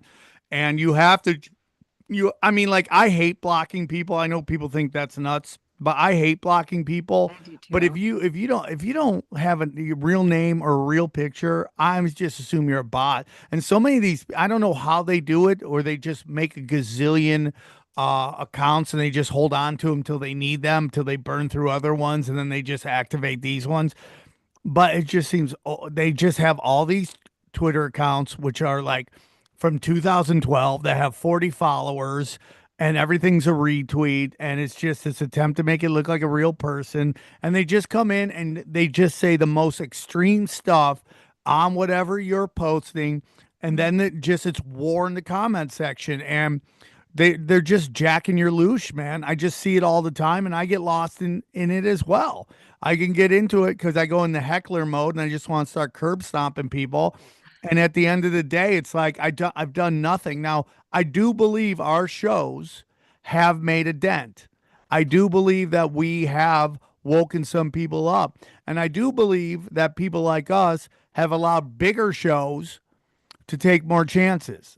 That we took the blunt of it, we took the arrows of it, and we weren't big enough to be able to stop the shadow banning. But these really big accounts, if they get shut down, they're like these tech people are kind of caught in some weird way, because if you shut down a Candace Owens or you shut down a Joe Rogan, that hurts their bottom line. That is already hurting really bad. I mean, you cannot convince me that Google and YouTube are doing well. And ChatGPT is its own monster over here, and we all know that is a monster. But nobody's using Google like they used to. You just go to ChatGPT or your favorite AI and you ask them questions. I'm getting a little nervous that everyone's just assuming that these AIs don't lie. You're just like, oh, it's They got to be real lie. information. Oh, dude, ask a controversial question to an AI that you 100% already know the answer to, Yeah. and watch it lie to your face. Yeah, It I've happens all- debated them for I do too. It's mind blowing. You just try to win, and then at the end it apologizes and says Yes. it'll do more resurge. They'll say, yes, actually, well, when you say it that way, I can Yeah. see you're right. Yes. So again, we're putting faith in other people and other things that we don't actually know them on a personal level. So, but I it's like, I do believe that they're in a weird place. We were talking earlier about YouTube. YouTube 100% is an extension of the government.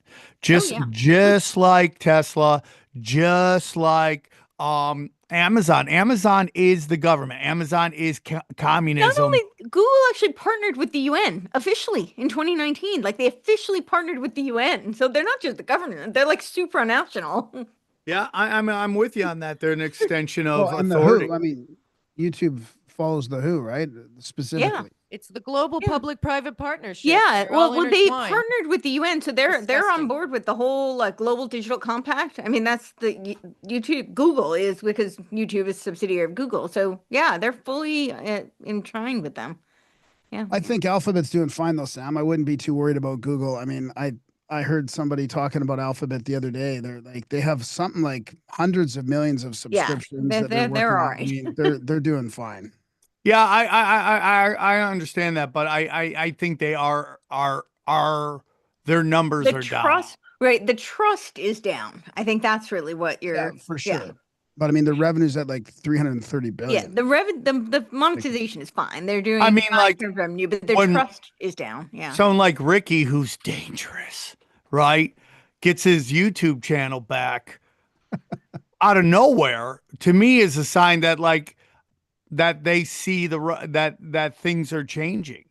And maybe I'm wrong, or maybe I'm just a white pill guy, which I am. Well, they keep us guessing no matter what, because I've been banned for life since 2020, and I try to jump back on. Within 2 days, I'm gone.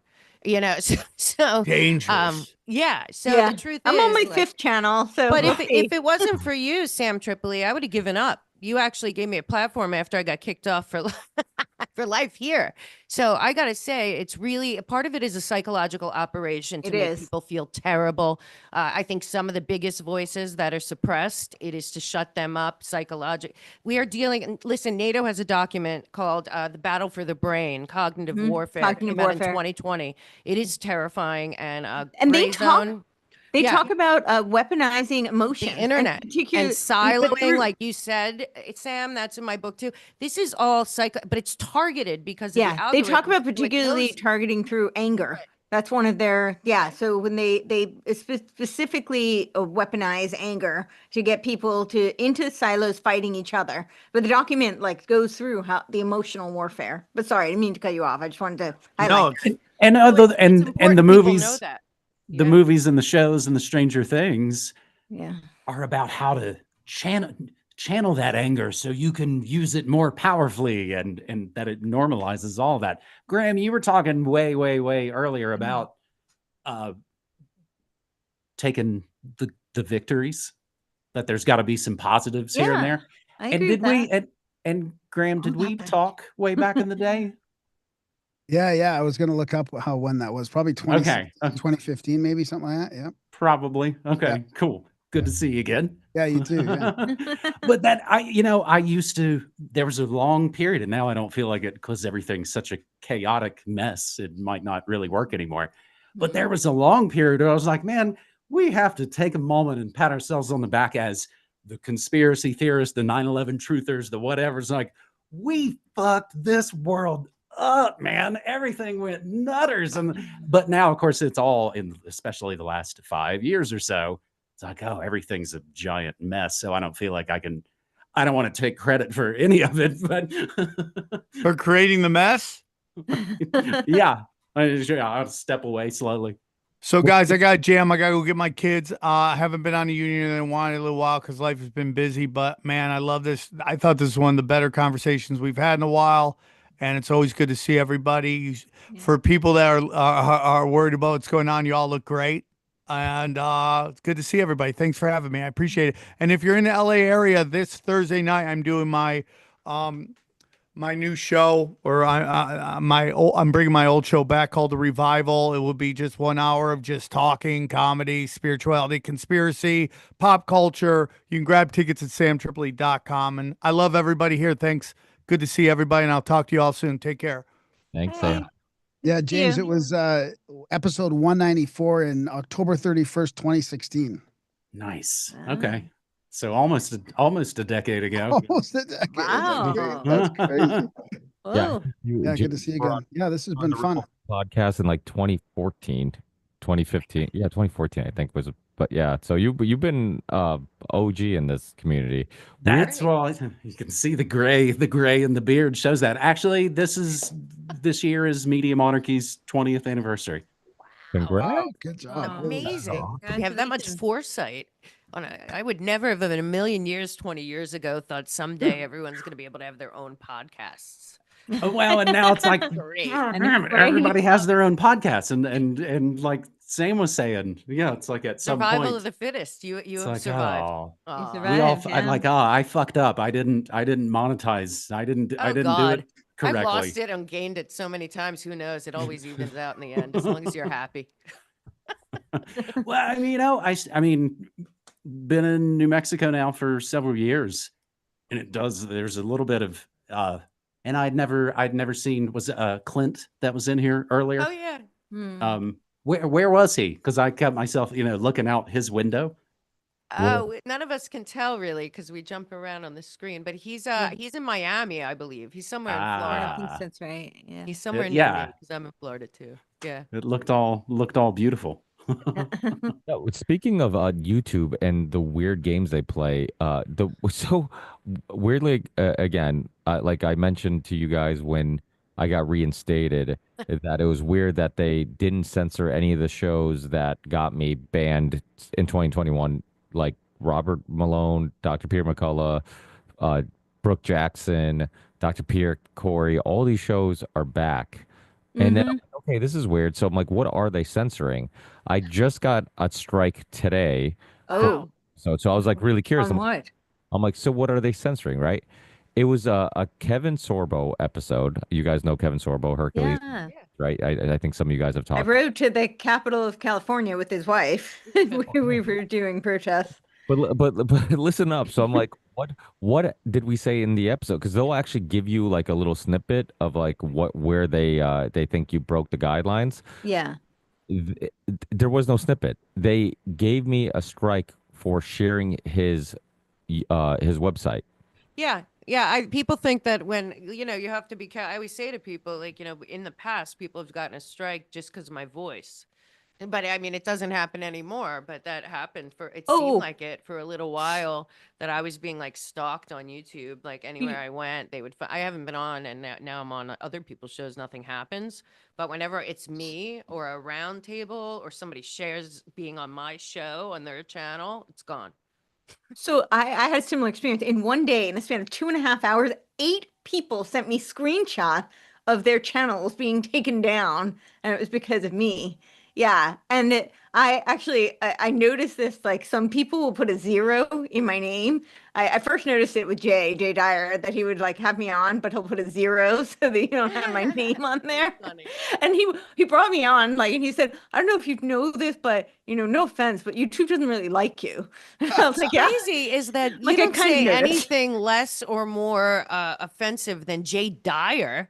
But he has a channel and you're getting him strikes. I'm telling you, it is to make people crazy, their algorithms. It is just a manipulation, but I am It's very psychological excited warfare. for you, Ricky, that you got your channel back. Yeah. And I think it probably has a lot to do with all of those doctors and the quality of your work and the level of your shows. They really can't justify now that RFK and everyone's going to tell the truth ever taking you down.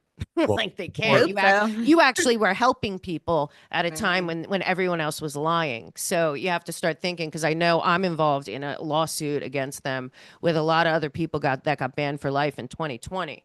And I know that they just lost the antitrust case in court. So Great. I believe that, especially for your level and quality of work and the guests that you had on, they're probably like covering their asses and being like, we better give that guy back his show right now. And probably everyone that had on Malone or McCullough, because you had them on in the You want to hear a fire. story about Malone? I had Malone on, and it was so Google has like a transcription service. So like they actually in uploading, they will flag it. And so it was actually set to private. My editor, I had an editor back then, and he had it set to private just to upload it. And in that process, it was flagged and it couldn't be uploaded. And I got Well, a lot of people like that, but that have Ricky was really covering it early when they were kicking people, when it was really, really all of us were out there. I just think that they're covering their asses. So I wouldn't be surprised if that video comes back to your YouTube as well.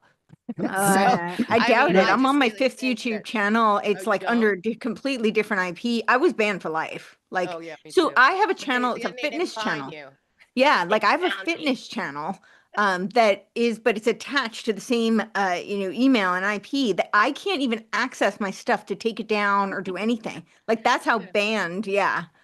Well, the same way, I had This no one, I access don't care. to Yeah. anything linked to that Gmail account. I actually had a YouTube TV subscription that was linked to that same Gmail account that I opened a YouTube channel with, and that's how I found out I was banned. I woke up and the YouTube TV wasn't working. I'm like, oh boy. And then I went on YouTube and everything was just scraped. And the Yep. thing, what the most frustrating part as a content creator isn't so much the banning of YouTube, because there's other platforms that's not a huge deal. Like I didn't care. I'm like, whatever, like the normies are on YouTube, like they're not really my audience anyways. Right. You hope to reach some of them, but it's not like the majority of my audience. What really hurt me, and I think hurt many content creators, is the fact that you get put on the Google blacklist. So if you're Yep. banned on one, you're banned on the other. So Yeah, and it sucks. And it's upsetting. well, because I there's mean, no at first, because you're just like, what am I doing? But if you were doing it for the right reason, you believe in your work and all that, but you're seeing other people doing the exact same kind of content and they're fine and they're growing. It's like some kind of mind. It really It is is like, psychological warfare. That's exactly what it is. it is. I've watched it. But getting your channel back is great. And I have a feeling that there are, like Sam said, there are things changing, not just because of the court case, but there's going to be more coming up. Let me tell you something. I still believe that Mark Zuckerberg is going to be held accountable for whatever he interfered with during the pandemic. That's what that's what I wanted to ask you guys about. Do you think that because this is shifting and the winds are changing and there's a big shift happening, do you think that at some point the mainstream narrative, the media, the establishment is going to sort of like tilt over to the other side and throw gonna have to. throw the whole Well, I other think thing it's- under the bus? I mean, because I don't. I think it's fifth generation warfare. So what happens is like the Overton window shifts, so certain things will become more acceptable. You asked it about like what's acceptable on YouTube, and I actually pretty recently, but they do notify you now. I used to just get nuked completely, so no warning, no notice. I have no idea what I did wrong. Just you're person non grata. But this time they let me know that it was because I work with RNC. So I'm an affiliate with them, and so you can't say Laetrile, you can't say B17. So yeah, so that was what got my episode flagged and taken down. So I think I bring that up just to say that I think what happens is Overton windows shift and they start to allow certain things that they might not have allowed before, but then they create new bubbles. And this is really, it's psychological, dialectical, political warfare. It's a, fifth generation warfare. And I think it's very challenging because it hits from so many different angles and people it's really Kurt Lewin's, right? Like freeze, change, it's change, freeze, unfreeze, right? That's exactly what it is. So people think that now they're getting a little reprieve because certain things become more acceptable and allowed into the public sphere, but then other things get clamped and then they reclamp again. So I think that's really what's going on. That doesn't mean that there aren't opportunities. I'm not saying that to black pill people. I'm saying that just to have an awareness, that it doesn't mean the floodgates are open, but it does mean there's windows of opportunities, and I think we should absolutely seize those. I got to jump off, guys, but I wanted to thank you for having me again. And I also wanted to say I missed it so much. So thank you so much, Ricky, and to everyone that was here. I am the Mel K Show. You can find me on Rumble and a lot of other places. But again, shadow banned and banned for life and the best places, of course. No, I'm just kidding. I hate this thing. But anyway, the point is that, Courtney, I agree with you. But you know what? Everyone right now is make the best decision for themselves and their future and their life, because honestly, everyone should be living their best life now. We're all equally screwed. And if we all just make our own lives and our own families and our own communities and our own journey the best it can be, hopefully it'll wear off on other people. So thank you so much. I love you all, and see you again. Thanks. Yeah. Thanks, Mel. Good to see you. Yeah. We I can agree with that. wrapping up and take opportunity to plug plug everybody's show, any upcoming things you guys got coming or coming on. Please share whatever you guys got. Whoever wants to start, please. I'll start. We got a new Canadian sort of news, we kind of Canadian current events and stuff. A little tiny channel there, the A list. We have the Grimerica and the Grimerica Outlawed, and we have a trip with Randall Carlson touring the floodplains of Bonneville, Lake Bonneville, and basically the flood from the Younger Dryas, not the one that destroyed Washington State, but came up the other way. And that's coming up in a couple weeks, but I think there's a spot or two left. So go to contactatthecabin.com and or you can get there from Grimerica too. And we have one or two tickets left for the Azores trip, searching for Atlantis with Randall and them in November. So that's a pretty small group, but that's going to be an amazing trip. We're going through the Azores for like almost 2 weeks, like My country. some original research and stuff. Yeah, yeah. So that's what's happening there. Awesome. Yeah. Thanks for having us or having me. Good to see you guys again. I was seeing that. I was looking at that sign behind you, and I'm like, how do I pronounce that? So it's hilarious. You said the A list because A, like the Canadians. like Yeah, Canada, I get it. I spent like most of my childhood vacations in Canada. My dad always wished he was Canadian. And I asked him why. I thought it's because he loves the cold. And he said because the people were so nice. But I think really what he meant by that is he took one semester of French in college and they were nice enough to let him practice. Yeah, that's about it. Yeah, I don't think we're that as nice up here. We're just different. We're more like fake polite. I'm a I don't 51st know. My stater personally. experiences. I hope we become a 51st state. So we will see. The Canadian elections are tonight. We will see what happens. All my opinions, everything's sort of shifting here with me. It's like a total paradigm change. I mean, I'm hoping for a blue wave up here just to reject the liberal world order, basically. But not that I really trust that anything's going to happen from it. But it should. It's a sign that we've had enough. But I don't know. We'll see what happens up here. Yeah. We're broken beyond repair as far as I'm concerned, so we'll see. Oh, no, not beyond repair. Yeah, There's always hope. But I understand. I understand the sentiment. yeah. I'm not going to be negative about it, like, and be black pilled, but there's just no hope for Canada. Yeah. Courtney, you wanna plug, and then James. Sure. Yeah, so thank you so much for having me. This was super fun. Always a treat. And I'm at CourtneyTurner.com and I spell my name like Courtenay. So it is pronounced Courtney, but I spell it Courtenay. So that's CourtenayTurner.com. And that's the best place to find all of my podcasts, all of my various platforms and things that I'm doing.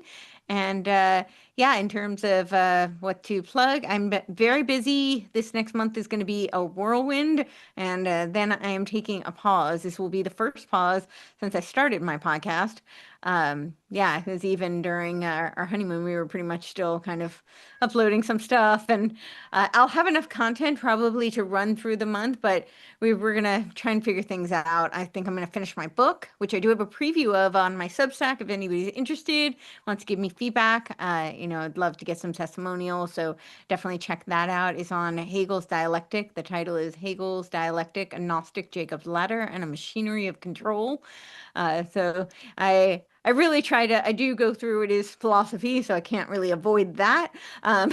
But I go through the history of the ancient mystery cults and how they paved the way for Hegel's philosophy and the codification of his dialectic. And then I bring it to current times and how it's used as a weapon for social engineering and psychological manipulation and political manipulation. So it's I do try to make it, very colloquial and relevant to today. So it's not just a philosophical manifesto for those who might not enjoy that as much. So, but yeah. Sounds awesome. And then shutting it down. I'm an old school radio guy. I was doing FM radio back in the 90s. So I mainly at Media Monarchy stream Monday through Friday audio, 9 to 5 Mountain Time, and do news and music and mix those together. I have a private members only community in Discord. I've still done all the, put the podcasts out for free. I have been working on private streams that I think will probably be members only. And it, just reached the point where it's like, I'm just going to do everything on my own website and not worry about any of the other platforms. I've never been able to quite break my Twitter addiction, and I always kind of come back to it and mess around a little bit more. There was a point when all this started to go wild. They were going back to my 2008, 2009 videos on and finding reasons to give those, content flags. I don't think I ever got any strikes, but on a lot of them, it was old school sort of 9/11 truth era, kind of nearly pre-Obama. So to see them is like, that's how hard they're working. They're going back to my videos in 2008 that only like 1,000, 2,000 people saw back then anyway. That's sort of how I knew that, it was happening to everybody at the same time, if we are all the shadow banned and unwanted. But yeah, MediaMonarchy.com/listen.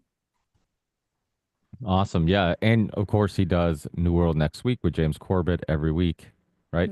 That too. Of course, that's the way 90% of people probably know me or find their way to Media Monarchy. Yeah, James Corbett and I have been doing New World Next Week since 2009.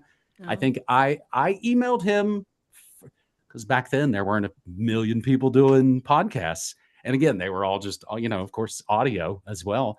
I emailed Corbett probably in 2007 or 8 just to say, hey, man, like the show, keep it up. And then not long after that, we were kind of emailing back and forth. We were probably both at the same time kind of diving into the Frankenfoods, the GMOs, all of that. And maybe I appeared on his show. He maybe appeared on mine. And he had said, it's like, well, I really think, this is Professor Corbett looking ahead. It's like everything's going to be video. I think I should probably start doing like regular video stuff. So he sort of put forth the idea of, hey, maybe we could do something.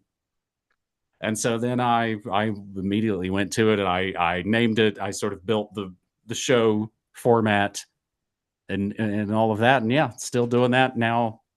This is our 16th year of New World Next Week. Good grief. Wow. Amazing. And you can Congratulations. find that on your website and his website, right? Well, you post it also, right?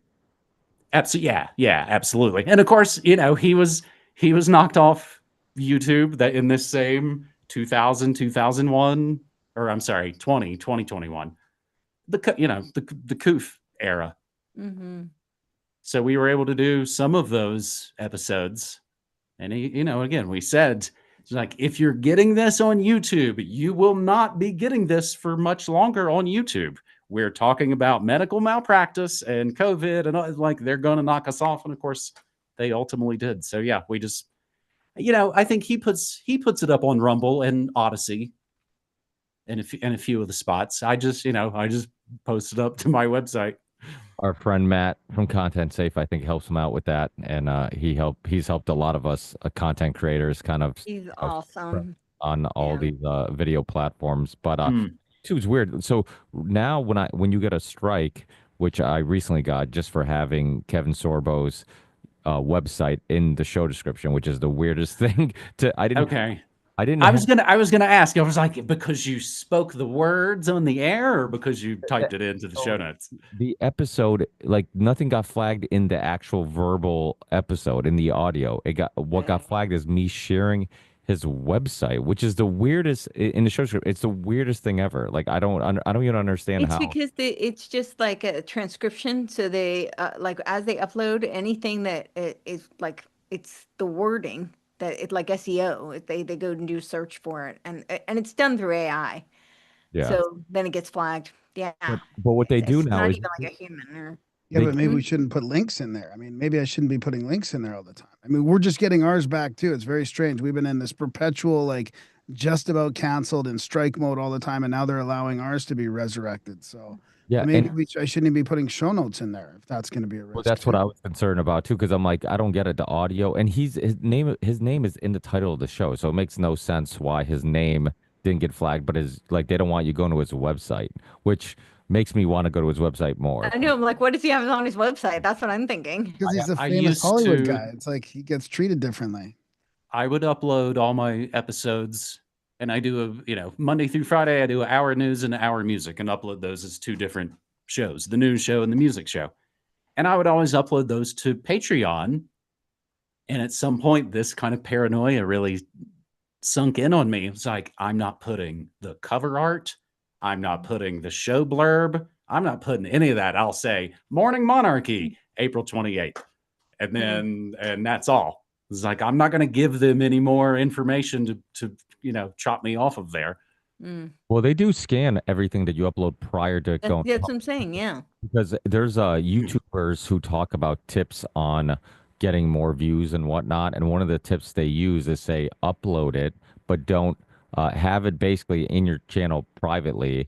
And by the time you make it public, YouTube will do a better job of suggesting it to the right audience because they've already scanned all your work and found like keywords and whatnot. So I was already aware that I'm like, okay, yeah, they definitely are scanning everything, even if it's private. Right when it's uploaded, they do that. Yeah. So, that's what happened with Malone. I mean, like literally as he's uploading it, it was taken down. Like it wouldn't even let him upload the episode. It's crazy. Yeah, but they give you the opportunity now. If you get a strike, I can remove that strike, that warning in 90 days if I take a little survey. This is 7 questions, and all I have to do is admit that these things violate their terms. So what they do, they give you questions of examples of things, and they're like, does this violate, they give you a little example, and then they're like, yes or no, does this violate our terms? And then you just have to click yes. So I kept like clicking no and yes, and I'm like, are they gonna like give me do I have to get a grade or something, because I don't test very well. But I kept clicking. I was just like, yes, no, I'm just taking guesses, and basically if you get it wrong, they give you another opportunity to get it right, which isn't hard because there's only a yes or no answer. 50-50, yeah. 50-50 chance. And then they're just like, great, your strike will go away in 90 days. I'm like, this is so, like, what's the point of this? You just want me to admit you're right? Data. It's training. Yeah. Courtney's brainwashing right there. Yeah. It's crazy. We went through the training too. Yeah. It's so funny. I mean, and then you're on record saying that's what I'm saying. The data. This is the stuff they do to you at jobs and things. Did you not read the employee agreement? You read it and signed it when we hired you. So you've already it's guilty. Consent. You've already admitted it. Yeah. Yeah. It's consent. You're consenting. Absolutely. So some other great people that have been on the show. Let's give a quick shout out. Top Lobster. That's with an A, not a hard ER. He's great. Him and his co-hosts are hilarious. Crazy people are fun to be around, and you know, and he's always just off the wall. So he's a blast. Check out his podcast. Don Jeffries, who's a OG. Him, Jason Burmis, another guy who's done some amazing work throughout the years. One of the first guests on my podcast. Also, he did Loose Change, a historic movie that I think red pilled a lot of people.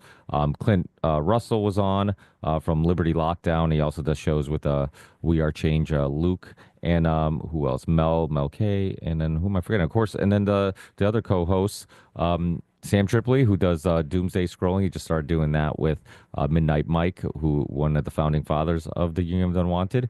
And check out OBDM.com, SamTripoli.com, and then my other brother with a different mother, Charlie Robinson, who's traveling at the moment, Macroaggressions. So check that out. You can find all those links in the show description.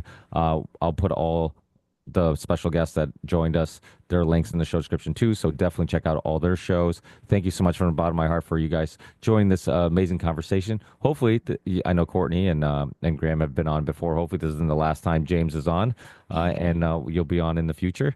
And thanks again, guys. I really appreciate it. I'll send you the links to the show once it's up, or the audio and video are available. And then we like to keep it open source. So if you guys want to post it, upload it, put it to your own feeds, feel free. Thanks, guys. Awesome. Thank you Thanks so much, man. Thanks. Thanks, everybody. Good to see you. You too. too.